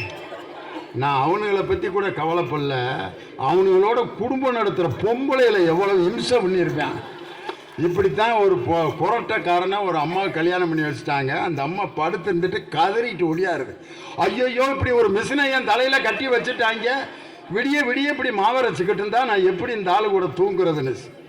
அதே அம்மாட்ட ஒரு 25 வருஷம் கழிச்சு கேட்குறாங்க, எப்படிமா இருக்கு இப்போ உன் ஃபேமிலி லைஃப்னோன்னா அந்த அம்மா சொல்லுது, இந்த கொரட்டை சத்தம் இல்லாட்டி இப்போ எனக்கு தூக்கமே வரமாட்டேங்குது. 1:30 மணிக்கு கொரட்டையை நிப்பாட்டி விட்டாங்க, செத்து போயிட்டாங்களாகிட்டு பயந்து மாமா அப்படின்னு. அப்பா சாமி, நீ தூங்காமரு, இந்த கொரட்டையை மட்டும் நீ பாட்டிடாதையா, நீ உயிரோடு இருக்கிறதுக்கு அடையாளமே தாயா அப்படின்னு சொன்னா பாருங்க. எந்த குரட்டை ஒளி அவளுக்கு ஈன குரலாக கேட்டதோ அதே சங்கீதமாக மாறிச்சு. குட் நைட்டுங்கிற படத்தில் அந்த குரட்டையை வச்சு தன் கணவனை வெறுக்கின்ற மனைவி செல்போனில் அந்த குரட்டை ஒளியை கேட்டுக்கொண்டே தூங்குகிற மாதிரி அந்த டைரக்டர் ஒரு காட்சி வச்சிருப்பான் பார். இதுதாயா உண்மையான இலக்கியம்னு. இந்த டைரக்டருக்கு வடிவமைச்சு கொடுத்தது யார் தெரியுமா? பூவம்பழம்னு ஒரு மலையாள எழுத்தாளர், ஐக்கன்ங்கிற எழுத்தாளர் எழுதின ஒரு கதை பூவம்பழம். அந்த கதை பேர். மனைவியை முதல்ல சாந்தி முகூர்த்தத்தில் சந்திக்கிறான். அந்த பெண் தன் கணவன்கிட்ட கேட்குறா, ராத்திரி 12 மணி, எங்கேயோ ஒரு கிராமத்தில், எங்கேயோ ஒரு டவுனுக்குள்ளே ஒரு இடத்துல, ஒரு சின்ன இடத்துல அவங்களுக்கு சாந்தி முகூர்த்தம் நடக்குது. கணவன்கிட்ட ஆசையை வெளிப்படுத்துகிறா, எனக்கு ஒரு பூவம்பழம் வாங்கி கொடு. நைட்டு 12:30 மணிக்கு. பூவம்பழத்துக்கு அவன் எங்கே போவான்? சைக்கிள் எடுத்துக்கிட்டு எல்லா கடைக்கும் போகிறான். எல்லா பழமும் இருக்குது, பூவம்பழத்தை தவிர மற்ற எல்லாம் இருக்குது. ஆரஞ்சு பழம் தான் இருக்குன்ட்டு ஒரு 10 ஆரஞ்சு பழத்தை வாங்கிட்டு வந்துட்டான். வாங்கிட்டு வந்து அவள்கிட்ட கொடுக்குறான். யோ, பூவம்பழம் வாங்கிட்டு வச்சோன்னா ஆரஞ்சு பழத்தை வாங்கிட்டு வந்திருக்கேன், நீலாம் ஒரு புருஷனா போ அப்படின்னு திட்டி விரட்டி விட்டுறா. ஒரு 25 வருஷம் கழித்து 2 பேரும் உட்காந்து, வயசான கிழவியும் கிழவனும் உட்காந்துருக்காங்க. அவள் என்னமோ பழம் சாப்பிட்டுக்கிட்டு இருக்கா. வீட்டுக்காரர் கேட்குறாரு, என்னடி சாப்பிட்ற? ஆரஞ்சு பழம் சாப்பிட்டுக்கிட்டு இருக்கா. ஆனால் அவள் என்ன சொல்கிறான்னா, பூவம்பழம் சாப்பிட்றேன்ட்டு ஆரஞ்சை பூவம்பழமாக நினைத்து கொண்டு ஒரு மனைவி சாப்பிடுகிறாள்னு ஒரு இலக்கியவாதி ஐக்கன்கிற ஒரு எழுத்தாளர் பூவம்பழம்ங்கிற ஒரு கதையை எழுதினானே, அதை அடிப்படையாக வச்சு தானேயா இன்னைக்கு இந்த பாட்டு இந்த குட் நைட்டுங்கிற படத்தை எடுத்திருக்கேன். நான் சின்ன வயசில், இன்றைக்கி எங்களுக்கு 65 வயசு ஆயிடுச்சு, என் வீட்டுக்காரம்மாவுக்கு ஒரு 55. இன்னும் ஒரு 10 வருஷம் கழித்து எங்கே உட்காந்துருக்கோமோ, எங்கள் எங்கள் பயலுக எனக்கு வீட்டில் இடம் கொடுத்துருப்பாங்களோ கொடுக்க மாட்டாங்களோ சொல்ல முடியாது. நாங்கள் 2 பேரும் ஒரு 15 வருஷம் கழித்து உட்காந்துருப்போம். என் வீட்டுக்காரம்மா கண்ணாடியை போட்டுக்கிட்டு, நானும் பாதி கண்ணாடியை போட்டு வெத்தலாக்கு போடுவேன். வெத்தலாக்கு போடுறப்ப சுண்ணாம்பு எங்கே இருக்குன்னு தெரில, கண்ணு தெரியாமல் சுண்ணாம்பு எடுத்து மூஞ்சியில் தடவுறேன். ஏங்க சுண்ணாம்பு வெத்தலையில் தடவாமல் மகரையில் தடவிக்கிட்டு இருக்கீங்க, கண்ணு தெரியலடி, நீயே வெத்தலை வாக்கு போட்டு கொடுன்னா அது சுண்ணாம்பு வெத்தலையில் தடவாமல் கையில் இழுக்கிக்கிட்டே இருக்கு. இப்படி நடந்துக்கிட்டு இருக்கு. அப்போ ஏங்க கிருஷ்ணகிரியில் புத்தக திருவிழாவில் ஒரு பாட்டு பாடினீங்கல்ல, அந்த பாட்டை கொஞ்சம் பாடுங்க. என்ன பாட்டு ஞாபகம் இல்லடி? அந்த தாலாட்டு பாட்டு. நான் 80 வயசில் எப்படி பாடுவேன் அந்த பாட்டை யோசனை பண்ணி பாருங்கள். இப்போ பாடுற மாதிரி பாட முடியுமா? ஆனந்த யாழை மீட்டுகிறாய், அதில் அன்பெனும் மலையை கூட்டுகிறாய், கண்ணான கண்ணே. என் வீட்டுக்காரம்மா சொல்கிறா, எப்படிங்க என்ன உங்கள் குரல் அப்படியே இருக்கு அப்படிங்கிற. அதுக்கு பேர் அப்படியே இருக்கா? வயசான காலத்தில் அந்த மனைவி பக்கத்தில் உட்காந்து இருக்கின்றாள் என்பதே சுகம் நான் பார்த்தீங்களா. இதைத்தான் வியட்நாம் வீடுங்கிற படத்தில் கண்ணதாசன் எழுதினார். உன் கண்ணில் நீர் வழிந்தால் என் நெஞ்சில் உதிரம் கொட்டுதடி, முள்ளில் படுக்கையிட்டு இமையை மூடவிடாதிருக்கும் பிள்ளை குலமடியோ என்னை பேதமை செய்ததடி, ஆலம் விழுதுகள் போல் உறவு 1000 இருந்தும் என்ன, வேறென நீ இருந்தாய் அதில் நான் விழுந்து விடாதிருந்தேன், உன் கண்ணில் நீர் வழிந்தால் என் நெஞ்சில் உதிரம் கொட்டுதடி. கணவன் மனைவி பாசத்தை சினிமா சொன்ன மாதிரி வேற யார் சொன்னா? அப்போ ரைட்டு, அப்போ சினிமாவுக்கு தான் தீர்ப்பு சொல்ல போகிறீங்களா அப்படின்னு நீங்கள் நினைக்கலாம். ஒரே ஒரு செய்தி, எங்கள் பள்ளிக்கூடத்தில் ஒரு நாடகம் நடந்துச்சு. என்னன்னா, நான் வேலை செஞ்சது ஒரு பாய் ஸ்கூல். பாஞ்சாலி சபதம் நாடகத்தை போட்டோம். பாய் ஸ்கூலில் பாஞ்சாலியாக எப்படி நடிக்க வைக்கிறது, ஒரு பையனுக்கு சௌரி முடியெல்லாம் போட்டு சேலை கட்டி விட்டு பாஞ்சாலியாக ஒரு பையனை நடிக்க வச்சோம். அதில் துச்சாதனை நடிக்கிற பையன், அவன்கிட்ட நாங்கள் சொன்னோம், டேய் சேலையை உருகுற மாதிரி நடிக்கணும்டா, நீ பாட்டுக்கு இழுத்துறாத, நாங்கள் அந்த பக்கம் சேலையை கொடுத்துக்கிட்டே இருப்போம், நீ இழுக்கிற மாதிரி ஆக்ஷன் பண்ணுறான்னு. எனக்கு தெரியல, அந்த 2 வயலும் எனிமிங்கிறது எனக்கு தெரியாமல் போச்சு.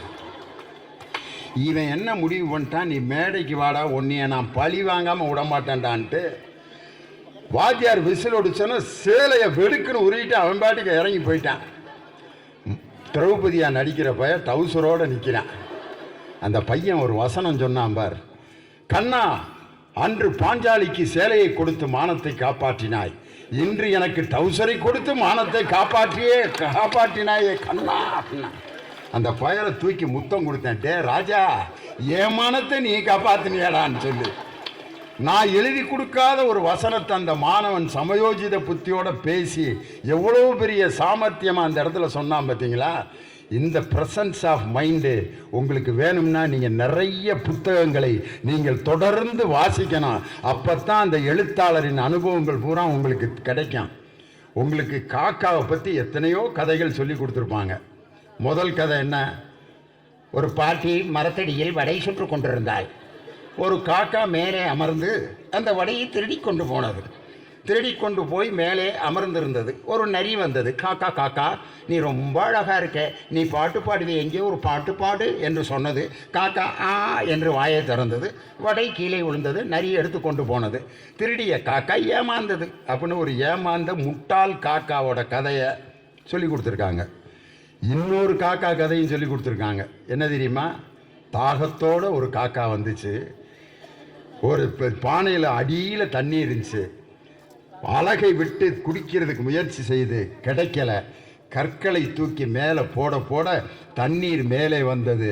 அதை பருகி சென்றது ஒரு காக்கான்ட்டு அறிவுள்ள ஒரு காக்காவை பற்றியும் அதே இலக்கியம்தான் நமக்கு பாடம் நடத்துச்சு.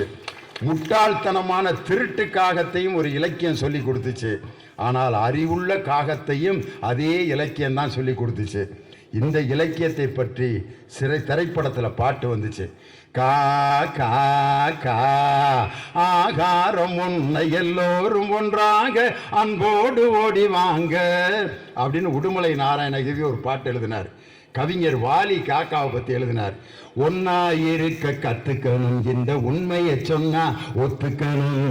காக்கா கூட்டத்தை பாருங்க, அதுக்கு கத்து கொடுத்தது யாருங்க? ஒரு சின்ன பருக்க கிடைச்சா கூட எல்லா காகங்களையும் அழைத்து பகிர்ந்து உண்ணக்கூடிய அந்த ஒற்றுமையை காக்காவிடமிருந்து கற்றுக்கொள்ள சொன்னதும் இலக்கியம்தான். 3ஐயும் கற்றுக் கொடுக்கிறது இலக்கியம். ஏமாந்து போன திருட்டு காகத்தையும் இலக்கியம் கற்றுக் கொடுக்குது. அறிவுள்ள ஒரு காகத்தையும் இலக்கியம் கற்றுக் கொடுக்குது. ஒற்றுமை நிறைந்த காகத்தையும் இலக்கியம் கற்றுக் கொடுக்குது. செத்த எலியை தூக்கிட்டு ஒரு காக்கா போகுது. பின்னாடி நிறைய பறவைகள் அதை துரத்துது. இது தந்தை பெரியார் சொன்ன கதை.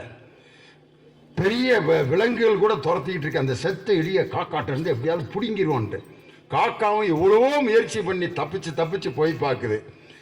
கடைசியில் அந்த செத்த எலியை கீழே போட்டுட்டு போ அப்படின்ட்டு சுதந்திரமாக அந்த காக்கா பறந்தது. தந்தை பெரியார் சொல்றாரு, மூட நம்பிக்கை என்ற செத்த எலியை நீங்கள் கீழே தூக்கி எறிந்தால் காகத்தை போல் சுதந்திரமாக பறக்கலாம் அப்படின்னு தந்தை பெரியார் தன்னுடைய குட்டி கதையில எழுதி வச்சார். காக்காவை பற்றி இத்தனை கதைகள் இலக்கியத்தில் இருக்கும்போது நம்ம திருட்டு காகத்தை மட்டும் படிக்கக்கூடாது, அறிவுள்ள காகத்தையும் படிக்க வேண்டும், மூட நம்பிக்கையை ஒழித்த காகத்தையும் படிக்க வேண்டும், ஒற்றுமை நிறைந்த காகத்தையும் படிக்க வேண்டும்.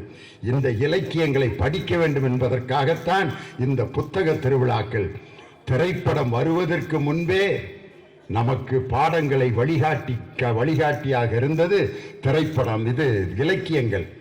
திருவள்ளுவர் திருக்குறளை எழுதும்போது எந்த சினிமா இருந்தது? அன்னைக்கு சொல்லிக் கொடுத்தார், செவியிற் சுவையுணரா வாயுணர்வின் மாக்கள் அவியினும் வாழினும் என். காதில் கேட்கின்ற ரசனை இல்லாத ஒரு மனிதன் இருப்பதை விட செத்து போறது மேல்னு சொன்னான் பாருங்க திருவள்ளுவர். இன்னைக்கு நீங்க ரசித்து கேட்கின்ற அந்த ரசனையை திருவள்ளுவரை தவிர வேற எந்த இலக்கியவாதியும் இதுவரை சொன்னதில்லை. கேட்பார் பிணிக்கும் தகையவாய் கேளாரும் வேட்ப மொழிவதாம் சொல், விருந்து புறத்த தானுண்டல் சாவா மருந்தெனினும் வேண்டற்பாற்று, தொட்டனை தூறும் மணற்கேணி மாந்தருக்கு கட்டணை தூறும் அறிவு. எத்தனை செய்திகளை உள்ளடக்கிய அந்த திருக்குறள் திரைப்படங்கள் வருவதற்கு முன்பே நமக்கு வழிகாட்டியது. எனவே திரைப்படங்கள் இப்போது நமக்கு வழிகாட்டி கொண்டிருக்கிறது. காலந்தோறும் நமக்கு வழிகாட்டி கொண்டிருப்பவை இலக்கியங்களே. அந்த இலக்கியங்களை ரசித்து படிக்க புத்தக திருவிழாக்களை நீங்கள் பயன்படுத்த வேண்டும் என்று உங்களை வேண்டுகோளாக கேட்டு, எங்களை வியக்க வைத்த கிருஷ்ணகிரி ரசிக பெருமக்களையும் இந்த புத்தக திருவிழாவை வெற்றிகரமாக நடத்திய எங்கள் மக்கள் ஆட்சியர், மக்கள் பணியே மகேசன் பணி என்று நிலைநாட்டிக் கொண்டிருக்கக்கூடிய திருமதி சரையு IAS அவர்களுக்கு உங்கள் பலத்த கரவொலி எழுப்பி அவர்களுடைய சமூக பணியும் மக்கள் பணியும் சிறக்க வேண்டும் என்று அரசு துறை அதிகாரிகள் அனைவருக்கும் எங்கள் உயிரினும் மேலான மாணவ மாணவியருக்கும் நன்றி சொல்லி விடைபெறுகிறேன். நன்றி, வணக்கம்.